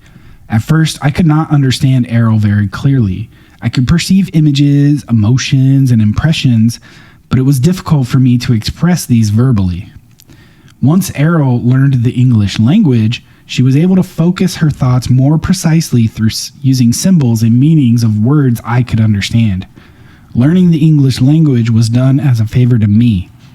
It was more for my benefit than hers. Mm-hmm. By the end of our interview sessions, and increasingly since then, I have become more comfortable with telepathic communication. I have become more adept at understanding Airl's thoughts as though they are my own. Somehow her thoughts become my thoughts. Her emotions are my emotions. However, this is limited by her willingness to and intention to share her own personal universe with me. She is able to be selective about what communication I am allowed to receive from her. Likewise, her experience, training, education, relationships, and purposes are uniquely her own. The domain is a race or civilization of which Airl, the alien I interviewed, is an officer, pilot, and engineer serving in the Domain Expeditionary Force. The symbol represents the origin and unlimited boundary of the known universe, united and integrated into a vast civilization under the control of the domain. The Domain Explorative, what did they say? Exploration Force? What was it? The Domain was this right? Expeditionary Force. The Def. Oh. Nice. Airl is currently stationed at a base in the asteroid belt, which she refers to as a space station in the solar system of Earth. First and foremost, Airl is herself. Secondarily, she voluntarily serves as an officer, pilot, and engineer in the Domain Expeditionary Force. In that capacity, she has duties and responsibilities, but she is at leave to come and go as she pleases also. Please accept this material and make it known to as many people as possible. I repeat that it is not my intention to endanger your life with the possession of this material, nor do I really expect you to believe any of it either. However, I do sense that you can appreciate the value of that such knowledge may have to those who are willing and able to face the reality of it. We are. Mankind needs to know the answers to questions which are contained in these documents. Who are we? Where did we come from? What is our purpose on Earth? Is mankind alone in the universe? If there is intelligent life elsewhere, why have they not contacted us? It is vital that people understand that devastating consequences to our spiritual and physical survival if we fail to take effective action to undo the long-standing and pervasive effects of alien intervention on Earth. Perhaps the information in these documents will serve as a stepping stone to a better future for mankind. I hope that you can be more clever, creative, and courageous in the distribution of this information than I have been. May the gods bless you and keep you. Mrs. Matilda O'Donnell MacElroy, Senior Master Sergeant, Women's Army Air Force Medical Corps retired, 100 Troytown Heights, Navan, Meath County, Meath, Ireland. Wow. That's so interesting at the end there. Just talking about how like important it is to get this information out, and like they don't care who gets it and just get it out there. And yeah, and that it will serve the people who need to hear it, who are open to it. Open to hear it. Yeah. Like, and you know, I know this was probably, when was this book out? In 2007, 2008, something like that. 2009. It doesn't actually have a published date anywhere. I'm assuming because that's when it probably took a couple of years for him to put it all together and stuff, but maybe like early 2010s. Yeah, that would be my guess. There's a website, alieninterview.org, so check that out. I mean, it's been out for a while, but with all the recent stuff. The original book was published in 2008. This study guide version was published later. Okay. So 2008, yeah. So about a year after he received the letters. Yeah, probably took him time to go through it all. And there's some editor's notes in there that I skipped over where he talks about when he received the batch of stuff, it wasn't all in necessarily distinct order, all of it. Like her notes necessarily weren't all dated, but the transcripts were. So and so there was a little bit of matching things together that he did in order to edit the book, but he kept the contents complete and didn't change any content in take anything out or add anything necessarily. Okay. Yeah, I just think it's fascinating to like think about like once you've like got to the point where you accept that there's probably life out there. Yeah. It's just what is it? Are we actually even been contacted? Are we ever going to know whether we've been contacted? Like, why are our governments the ones who are being contacted and not just like ships arriving and like they're coming down to like every city, you know, and just being like, hey, we're here, like come ask us questions, like let's get to know each other. Yeah. You know? But still, like once you've opened your mind to like the possibility of other species being out in the universe, like this type of information is good to just have. Whether you're going to use it ever is kind of irrelevant. Right. It's like you don't have to start a cult on this stuff, but it's just allowing yourself to like play with these ideas in your head. Yeah, allowing yourself to play with these ideas and these concepts is important, I think. Otherwise, it wouldn't have been created to be consumed, right? Like, yeah. And so to give you an idea of how little of like Matilda's information is on every page, that is what I've been focusing on reading. We're already on page 50. So, oh my gosh. Okay. Yeah. All right. Well, let's take a quick break and we'll come back and we'll get into the first part of the first interview. Yeah. And we'll probably do maybe keep going on this for a few episodes. Do you want to start break number 3 there for us? Yeah. So, all right. We'll see you guys on the other side of this. Enjoy.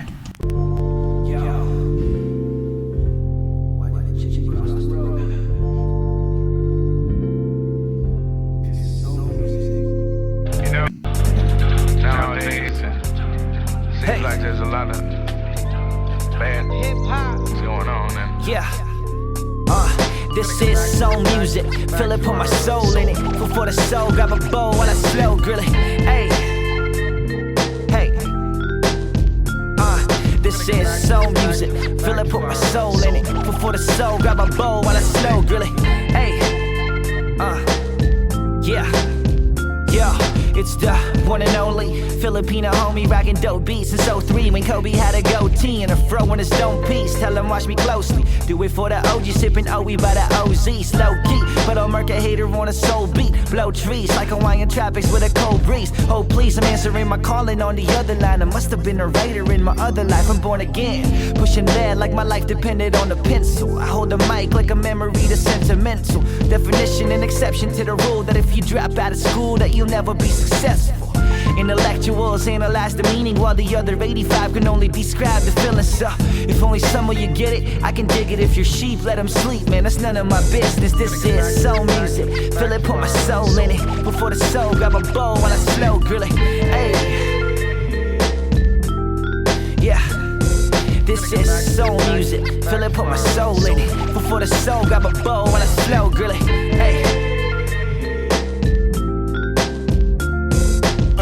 Rhymes clever, delivery better. You ever thinking about quitting, nigga? The answer is never, ever. A fresh prince till they drop me like Trevor. Self-made jet setter, keep it low on the errors. I've been blowing up myself, so they thinking it's terrorist. Rarer than female president in the era. My head's in the era like shots of flares. They ain't telling you the truth, taking lots of dares. Man, I do it for my city like plots of mirrors until I put my team on like roster players. Yeah, wavy, I'm the nautical one. I'm back again like the prodigal son. I hate to bother you, hun. I'm Bigga Bud and I'm the leader of dumb. And I've been seeking the fun, so you should speak it to none. Cause I've been thinking we could leave it to run. I send you back to your man when the weekend is done with some soul. Soul music, feel it, put my soul in it. Before the soul, grab a bowl while I slow grill it. Hey.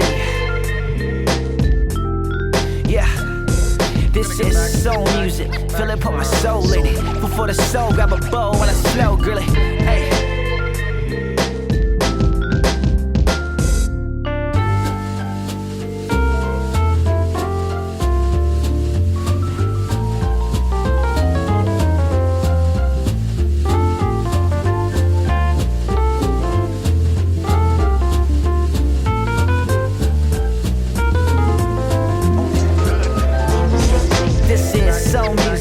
Feel it, put my soul in it. Before the soul grab a bowl while I slow grill it. Hey. Yeah. This is soul music. Feel it, put my soul in it. Before the soul grab a bowl while I slow grill it. Hey. Let's try it one more once. This is soul music. Feel it, put my soul in it. Before the soul grab a bowl while I slow grill it. Hey. Yeah.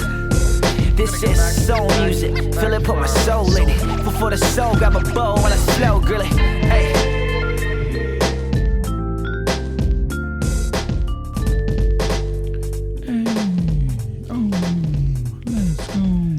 That was Soul Music by M.Born from the Born Experience. That was featuring Bigga Bud. Welcome back to the last segment. Episode 75. Episode 75, yeah, where we are going to attempt to get through as much of this as we can here. Yeah. So let's hop into chapter 1, right. The first interview with the alien. And so we're going into Matilda MacElroy's personal notes here to start. Okay. By the time the alien had been returned to the base, I had already spent several hours with her. As mentioned, Mr. Cavett told me to stay with the alien since I was the only person among us who could understand her communication. I could not understand my ability to communicate with the being. I had never before that time experienced telepathic communication with anyone. The nonverbal communication I experienced was like the understanding you might have when a child or a dog is trying to get you to understand something, but much more direct and powerful. I find that to be interesting. I find the description of the telepathic communication to be very authentic and consistent with what we've learned from the telepathy tapes and whatnot. Yep. Yeah, and was it Rupert Sheldrake and his work on like animal telepathy and like the interesting like nature of it, like how they use like emotion. Dude, I just saw my roommate today teach the dog in first try how to do a high five. Yeah, dogs are friggin' insane. Like bro. he just accepts that he can talk to her and that she can understand, and he just it clearly works because they communicate. Dude, this dog is the best. Like, her name's Izzy. She's the cutest thing. I'll give you guys a picture. She's so cute. She's so well behaved. He can get her when it's dinner time. He tells her, "What do we do?" And she goes and she sits, and then he puts food in the bowl, and then she sits and looks at him, waits for his okay, and he has to say okay before she'll eat. One time he went and forgot.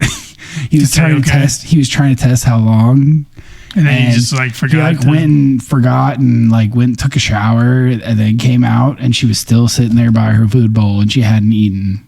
Whoa! And then he taught her later on how to use the like okay sign language, and now like I do that when I feed her. I do the okay, and she knows. She goes and eats. Wow, dude, she's amazing.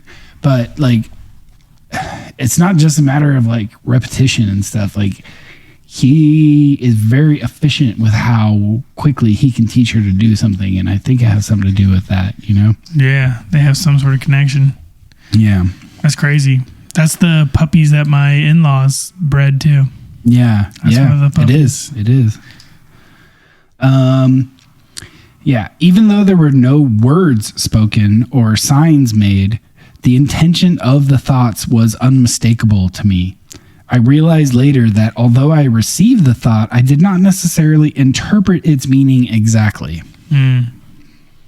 I think that the alien being was not willing to discuss technical matters due to the nature of her position as an officer and pilot with the duty to maintain the security and confidentiality required by her own unit or organization. So like telling her like I flew, but there was a much more of a thought there that it was just basically like empty to her because there was no explanation as to what that meant. Well, yeah, but I think what she's saying here is that there was like certain things the being was keeping from her for confidentiality purposes. Right, that's what I mean. It's like she's just saying instead of like giving away how everything worked on like the craft, they say I flew. Sure.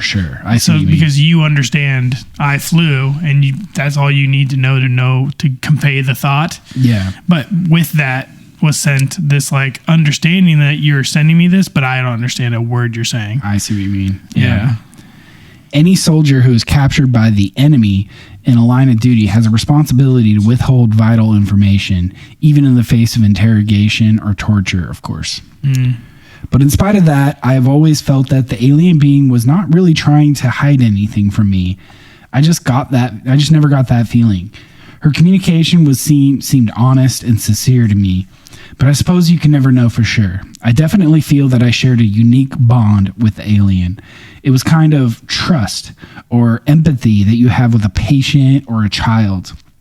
I think this is because the alien could understand that I was really interested in her and had no harmful intention, nor would I allow any harm to come to her if I could prevent it. This was true too. I refer to the alien as her. Actually, the being was not sexual in any way, either physiologically or psychologically. She did have a rather strong feminine presence and demeanor.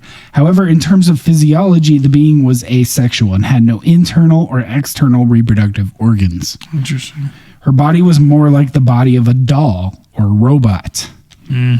There were no internal organs, as the body was not constructed of biological cells. It did have a kind of circuit system or electrical nervous system that ran throughout the body, but I could not understand how it worked. Interesting. So I wonder if they're and this is a person of a medical profession. I was going to say, I'm wondering if they're like running like x-rays and stuff on the... Had to have been, yeah. Must have been, right? In stature and appearance, the body was quite short and petite, about 40 inches tall. The head was disproportionately large relative to arms, legs, and torso, which were thin. There were 3 fingers on each of 2 hands and feet, which were somehow prehensile.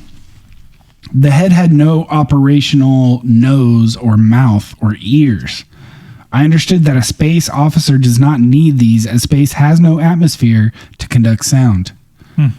Therefore, sound-related sensory organs are not built into the body, nor does the body need to consume food, hence the absence of a mouth. The eyes were quite large. I was never able to determine the exact degree of visual acuity of which the eyes were capable, but I observed that her sense of sight must have been extremely acute. I think the lenses of the eyes, which were very dark and opaque, may also have been able to detect waves or particles beyond the visual spectrum of light. I suspect that this may have included the full range of the electromagnetic spectrum, or more, but I do not know this for sure. We got to invent contacts to do that. Yeah, dude. Yeah, we just talked about that. Yeah. When the being looked at me, her gaze seemed to penetrate right through me, as though she had X-ray vision. I found this a little embarrassing at first until I realized she had no sexual intentions. In fact, I don't think she ever even had the thought that I was male or female. It became very obvious after a short time with the being that her body did not require oxygen, food, or water, or any other external source of nutrition or energy. As I learned later, the being supplied her own energy, which animated and operated the body. It seemed a little bit eerie at first, but I got used to the idea. It's really a very simple body. There is not much to it compared to our own bodies. Super interesting, that description of the physiology. Yeah, I'm curious now to like find out what kind of system it is that can run itself endlessly. Well, she says it's more like a puppet or a doll. But they do say that she like left the body, so there's got to be some sort of like, and like maybe there's some like how like we've heard about the craft being made mission specifics. Maybe Yeah. these bodies are made mission specific. Yeah, she actually based on goes your into role. that a little bit later, but I find the idea, she goes into the idea that she doesn't identify as a biological or physical being, that she is like essentially a non-physical being that essentially pilots the body the same way we hop in a car or turn on a video game and drive our avatar, right? Right. Airl explained to me that it was not mechanical like a robot, nor was it biological. It is animated directly by her spiritual being. Oh, whoa. Technically, from a medical standpoint, I would say that Airl's body could not be called alive. Wow. Her doll body is not a biological life form with cells and so forth. So essentially, it's so high tech that it is designed in such a way that your spirit can connect to it. You know what it reminds me of? It reminds me of the movie Avatar with the blue people, right? Like they sit there in a machine that projects their consciousness into a body that is not their own. And so the consciousness that is not residing, that is not native to that body, is now manipulating and driving and controlling that body. Remotely. If that's even a thing. Yeah. So in essence, it seems like a similar thing where there is a sort of body that is specifically designed with such advanced understanding of spiritual matters and how spiritual and physical interact that you can build a physical object like a doll to body inhabit it. that your spirit can inhabit. And the force of your spirit powers the energy of the spirit is what powers the body. Yeah. That that reminds me of is when we talked. We had a conversation outside, and then I think we brought it up on the podcast as well when we were talking about how like there's like this seeming cycle that we're unveiling with this like new age philosophical and like spiritual push that's kind of coinciding with the push of AI. And that is are we getting to a point where we might get to a point where our spiritual ascension and our technological ascension meet in some sort of like singularity where our spiritual like willingness to like remove ourselves, like accept that we are beyond, that we are and always have been beyond our bodies, right? And then our technical capabilities of being able to like harness that new spiritual like awakening, like to once still you be able to accept the inhabit reality just like of we're seeing. Right. Once you accept the reality of a spiritual existence, all of a sudden, once you accept it as a fact, then you can start applying science to it, right? And start learning the rules of it. And once you have a sufficient understanding of it, you can start to derive technology to where that spiritual essence can control that technology. Right. And so you end up in this. It all starts with the very first establishment of a belief in that spiritual essence. Yeah. And because we're not there as a society yet, we're not even open to the possibility that this type of technology is possible. Actually feasible, yeah. Yeah. So cool. But once you accept it. Yeah, but you'd also have to accept, like, is it one in the same? Like accepting that we're spiritual and then being able to like, I guess maybe getting access to the fact that there is a technology like this where you can inhabit and take over bodies, maybe all over the universe. Once that you comes with accept. the understanding that that's essentially what we are. Is we are some sort of physical, non-physical entity that is attached and driving a biological meat body, right?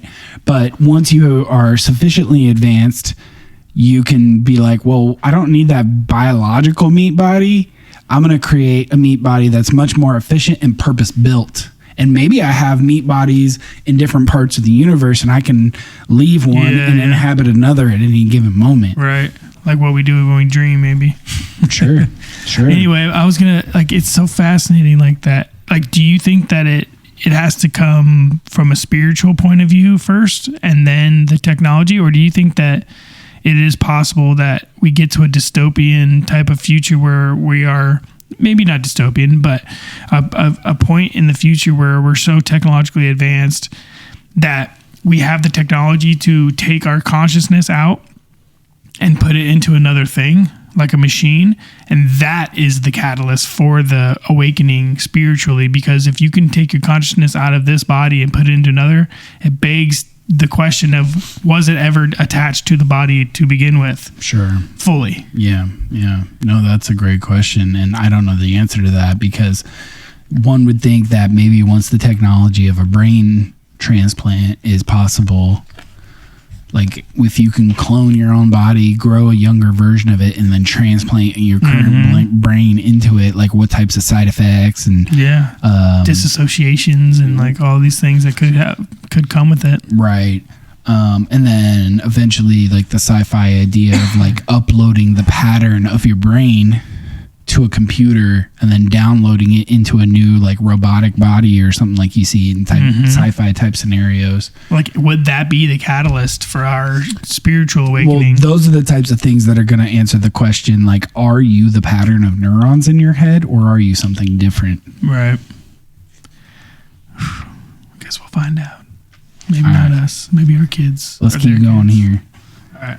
It had smooth skin or covering, which was gray in color. The body was highly tolerant to changes in temperature, atmospheric conditions, and pressure. The limbs were quite frail, without musculature. In space, there is no gravity. Very little muscle strength is needed. The body was used almost entirely on spacecraft or in low or no gravity environments. Since Earth has a heavy gravity, the body was not able to walk around very well, as the legs were not really suited to that purpose. The feet and hands were quite flexible and agile, however. Overnight, before my first interview with the alien, the area had been transformed into a buzzing hive of activity.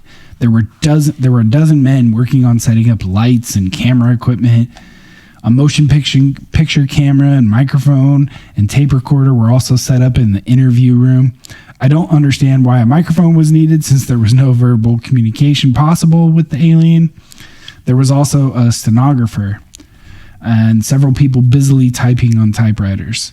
I was informed that an expert foreign language interpreter and a code-breaking team had been flown to the base during the night to assist with my efforts to communicate with the alien.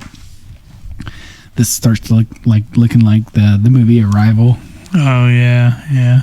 There were also several medical personnel specialists in various fields to examine the alien, and a professor of psychology was there to help formulate questions and interpret answers.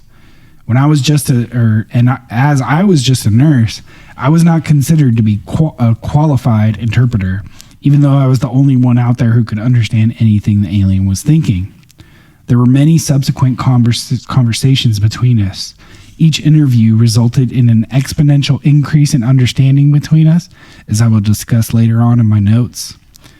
This is the first transcript with the answers to a list of questions provided to me by the intelligence officer at the base, which I debriefed to the stenographer immediately upon finishing the interview.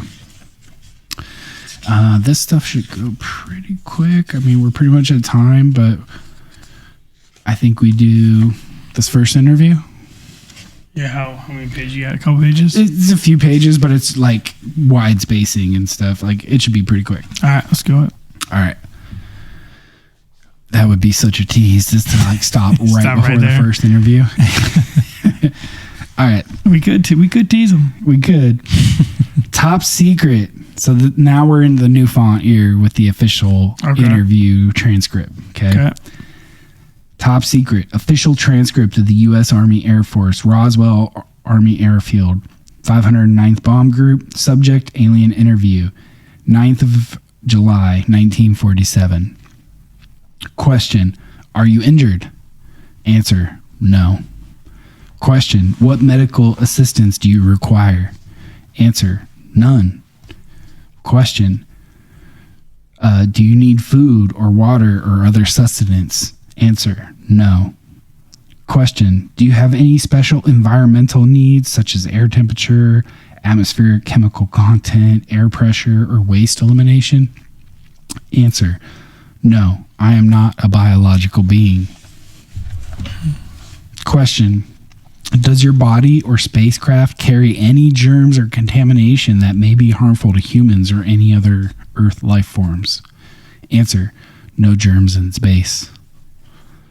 Question, does your government know you are here? Answer, not at this time. Question, are others of your kind going to come looking for you? Answer, yes. Question, what is the weapons capability of your people? Answer, very destructive. Red flags. Then she puts a note here. I did not understand the exact nature of the kind of arms or weapons that they might have, but I did not feel that there was any malevolent intention in her reply, just a statement of fact. Mm-hmm. Question, why did your spacecraft crash? Answer, it was struck by an electric discharge from the atmosphere which caused us to lose control. From the atmosphere. Yeah. So it wasn't coming from the ground. Basically. Yeah. Question, why was your spacecraft in this area? Answer, investigation of burning clouds / radiation / explosions. Question, how does your spacecraft fly? Answer, it is controlled through mind, responds to thought commands. Then another note here. Mind or thought commands are the only English language words I can think of to describe the thought. Their bodies, and I think the spacecraft, are connected directly to them through some kind of electrical nervous system that they control with their own thoughts. Question, how do your people communicate with each other? Answer, through mind / thought. The words mind and thought combined together are closest English language words I can think of to describe the idea at this time. However, it was very obvious to me that they communicate directly from the mind, just as she is communicating with me. Yeah, what if that means like a central mind, though? Like there is no individual. I mean, I know she elaborates that they are all individuals, but like as far as like group knowledge, maybe they have some sort of like There's mind. some interesting bits on that later on that I think we'll get to. Question, do you have a written language or symbols for communication? Answer, yes.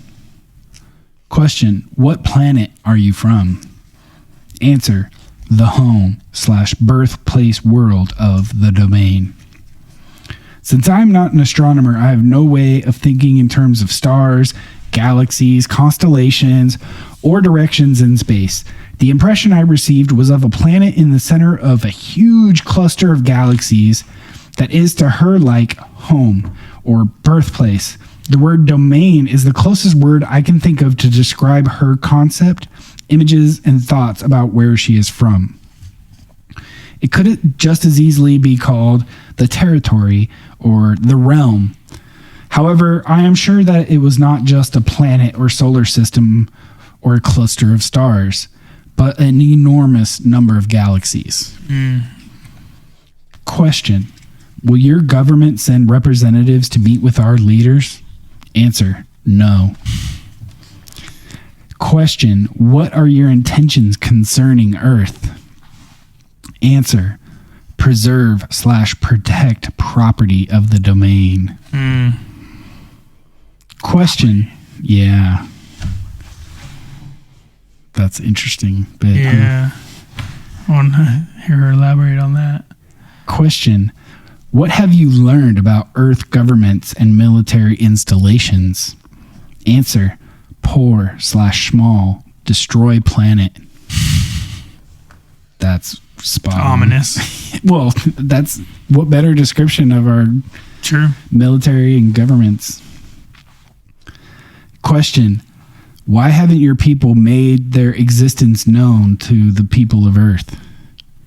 Answer, watch / observe, no contact. Till 2027. I got the impression that contact with people on Earth was not permitted, but I could not think of a word or idea that communicated the impression I got exactly. They are just observing us. Question: have your people visited Earth previously? Answer: periodic / repeating observations. Question: how long have you known about Earth? Answer: long before humans. Whoa. I am not sure if the word prehistoric would be more accurate, but it was definitely a very long period of time before human beings evolved. Question: what do you know about the history of civilization on Earth? Answer: small interest / attention, small time. Yeah, it's only been around for a little bit of time. They probably if they're only coming periodically. Yeah, to check on things. And their purposes here aren't necessarily for the humans. It's like for whatever reason, environment or other like reasons resources. that they made it part of their domain, right? Yeah, maybe it's like some sort of resource. The answer to this question seemed very vague to me. However, I perceive that her interest in Earth's history is not very strong, or that she did not pay much attention to it. Or maybe, I don't know, I didn't really get an answer to the question. Answer. Question: can you describe your home world to us? Answer: place of civilization / culture / history, large planet, wealth / resources always, order, power, knowledge / wisdom, 2 stars, 3 moons. Question: that makes it more sound like there actually is a home planet, or at least a capital planet, maybe. Yeah, maybe that's like where like their whole structure comes from. They're part of a solar system that has 2 stars, and their planet has 3 moons. You know. Right. Question: what is the state of development of your civilization? Answer: ancient, trillions of years, always, above all others. Plan, schedule, progress, win, high goals / ideas. Oh. It's colonizing. Well, trillions of years already puts this way outside the bounds of modern astrology or astronomy, right?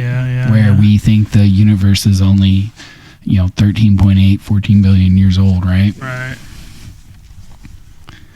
I use the number trillions because I am sure that the meaning of the number was larger than many billions. The idea of the length of time she communicated is beyond me. It's really closer to the idea of infinity in terms of Earth years. Question: do you believe in God? Answer: we think it is. Make it continue. Always. We think it is. Make it continue always. I am sure that the alien being does not understand the concept of God or worship as we do. I assume that the people in her civilization were all atheists. My impression was that they think very highly of themselves and are very prideful indeed. I don't really read that answer the same way. No. But I wasn't the one getting the interpretation, right? Yeah. But we think it is in the context of, do you believe in God? Makes me think that like God just is, right? Yeah, we think it is. But we think, like our job is to think, its job is to be, right? Yeah, so we think it is. And then what was the last part of that? It says, we think it is, make it continue.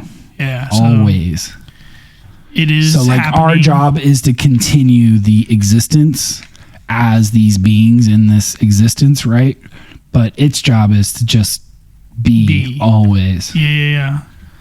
So it sounds like a knowledge of God, but like a knowledge that like God is on a level way above. Like they don't have an interpretation of God like we do with the Bible, where there's like stories of God crafting the universe in 7 days and intervening in every little minute detail. It almost seems like, for how ancient they are saying they are, like maybe that they are one of the first creations of God, and that their job maybe is to continue it by going around and seeding life. And continuing the making sure that the universe itself continues to have the possibility for life to spread. Kind of vibe. And later on, Matilda talks about being raised a Catholic, right? And so I think these types of answers from the perspective of a devout Catholic sound like an atheist's answer. Right, of course. But for someone who is kind of outside of that perspective, but still open to spirituality, it doesn't necessarily seem that way to me as far as what that answer reads as, at least how I read it. Yeah, for me, it sounds like that's what I was saying, you know, like that they are the harbingers of the word. A matter of fact. Yeah. And well, as we go on, like they'll get to reasons why, like it doesn't necessarily seem like maybe they're quite angels. Maybe humans have ascribed that to them, or that like maybe there has been some sort of connection with them in the deep history of our, you know, civilization, and that's what sparked this idea of religion. And because of their abilities and their capabilities, they have left the impression of being gods to us, and that they were ascribed this marker of being the god, but really God is just what is, right? Like it is all of that what is, you know, and their job as being part of that, and because they have the capabilities of, since they've been around since, you know, the beginning, that their job is just to continue and to make it happen. What type of society do you have? Answer: order, power, future always, control, grow. These are the closest words I could use to describe the idea that she had about her own society or civilization. Her emotion when communicating her response to this question became very intense, very bright and empathetic. Or empathic. Her thought was filled with an emotion that gave me a feeling of jubilation or joy, but it made me very nervous too. It sounds like they're highly powerful, but she sees the purpose as a joyful purpose. Yeah, it's almost like cult-like in a sense of like how devout they are to their purpose and their drive and their national pride, you know? Yeah. Question: are there other intelligent life forms besides yourselves in the universe? Answer: everywhere. We are greatest / highest of all. Yeah, and I know she talks about like being part of the domain and like bringing things in, and yeah. Due to her small stature, I am sure that she did not mean tallest or biggest. Again, her prideful nature showed through in the feeling I received from her. They have the greatest purpose, in a sense, right? Yeah. All right. Of all the beings. So that's the end of the first interview, and then we got Matilda's notes here, and then we'll leave it there. Okay. So here's her notes following that. This was the conclusion of the first interview. When the answers to the first list of questions were typed and given to the people who were waiting for them, they were very excited that I was able to get the alien to say anything. However, after they finished reading my answers, they were disappointed that I could not understand more clearly. Now they had a lot of new questions because of the answers I received to the first list of questions. An officer told me to await further instructions. I waited for several hours in the adjoining office. I was not allowed to continue my interview with the alien. However, I was well treated and allowed to eat, sleep, and use the restroom facilities whenever I wanted. Eventually, a new list of questions was written for me to ask the alien. I gathered that quite a few other agents, government, and military officials had arrived on the base by this time. They told me that several other people would be in the room with me during the next interview, so they could prompt me to ask for more details during the interview. However, when I attempted to conduct the interview with these people in the room, I received no thoughts, emotions, or any other perceptible communication from the alien. Nothing. The alien just sat in a chair without moving. We all left the interview room. The intelligence agents became very agitated about this. He accused me of lying or making up the answers to the first questions. I insisted my answers were honest and as accurate as I could make them. Later that day, it was decided that several other people would attempt to ask questions of the alien. However, in spite of several attempts by different experts, no one else was ever able to get any communications at all from the alien. Over the next several days, a psychic research scientist from back east was flown to the base to interview the alien. Her name was Gertrude something or other. I don't recall the last name. And then in the footnote here it says Gertrude something or other was probably Gertrude R. Schmeidler, who was a notable experimental psychologist and parapsychologist at the time. Okay. On another occasion, an Indian clairvoyant named Krishnamurti came to the base to try and communicate with the alien. And then it gives a footnote on that. Jiddu Krishnamurti, who lived from May 12th, 1895 to February 17th, 1986, was born in India. Yeah, he's got some great quotes. Some great, like, philosophical quotes. I've actually seen a lot of his quotes and stuff, yeah. That would be a good rabbit hole to go down then. Yeah. Neither one was successful at getting the alien to communicate anything. I was personally not able to communicate telepathically with either of these people either, although I did think that Mr. Krishnamurti was a very kind and intelligent gentleman. Finally, it was decided that I should be left with the alien by myself to see if I could get any answers. And we'll leave it there today. So fascinating, man. Hell yeah.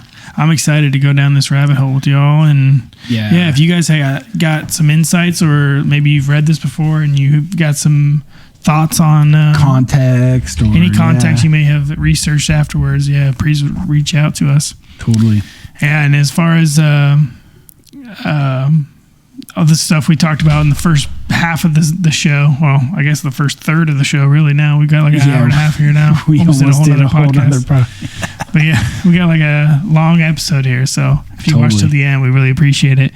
I hope you guys enjoyed. If you guys want to reach out to us, hit us at duality, or host at dualitycheck.net. That's our email. Or you guys can email or DM us on any of the platforms. You guys can message us or comment. Would be great. Like and subscribe. If you guys want the video content and you guys noticed us changing clothes in the middle of this, we're on YouTube. We're on YouTube and Rumble. Pretty much any podcast platform, Apple Podcasts, Spotify.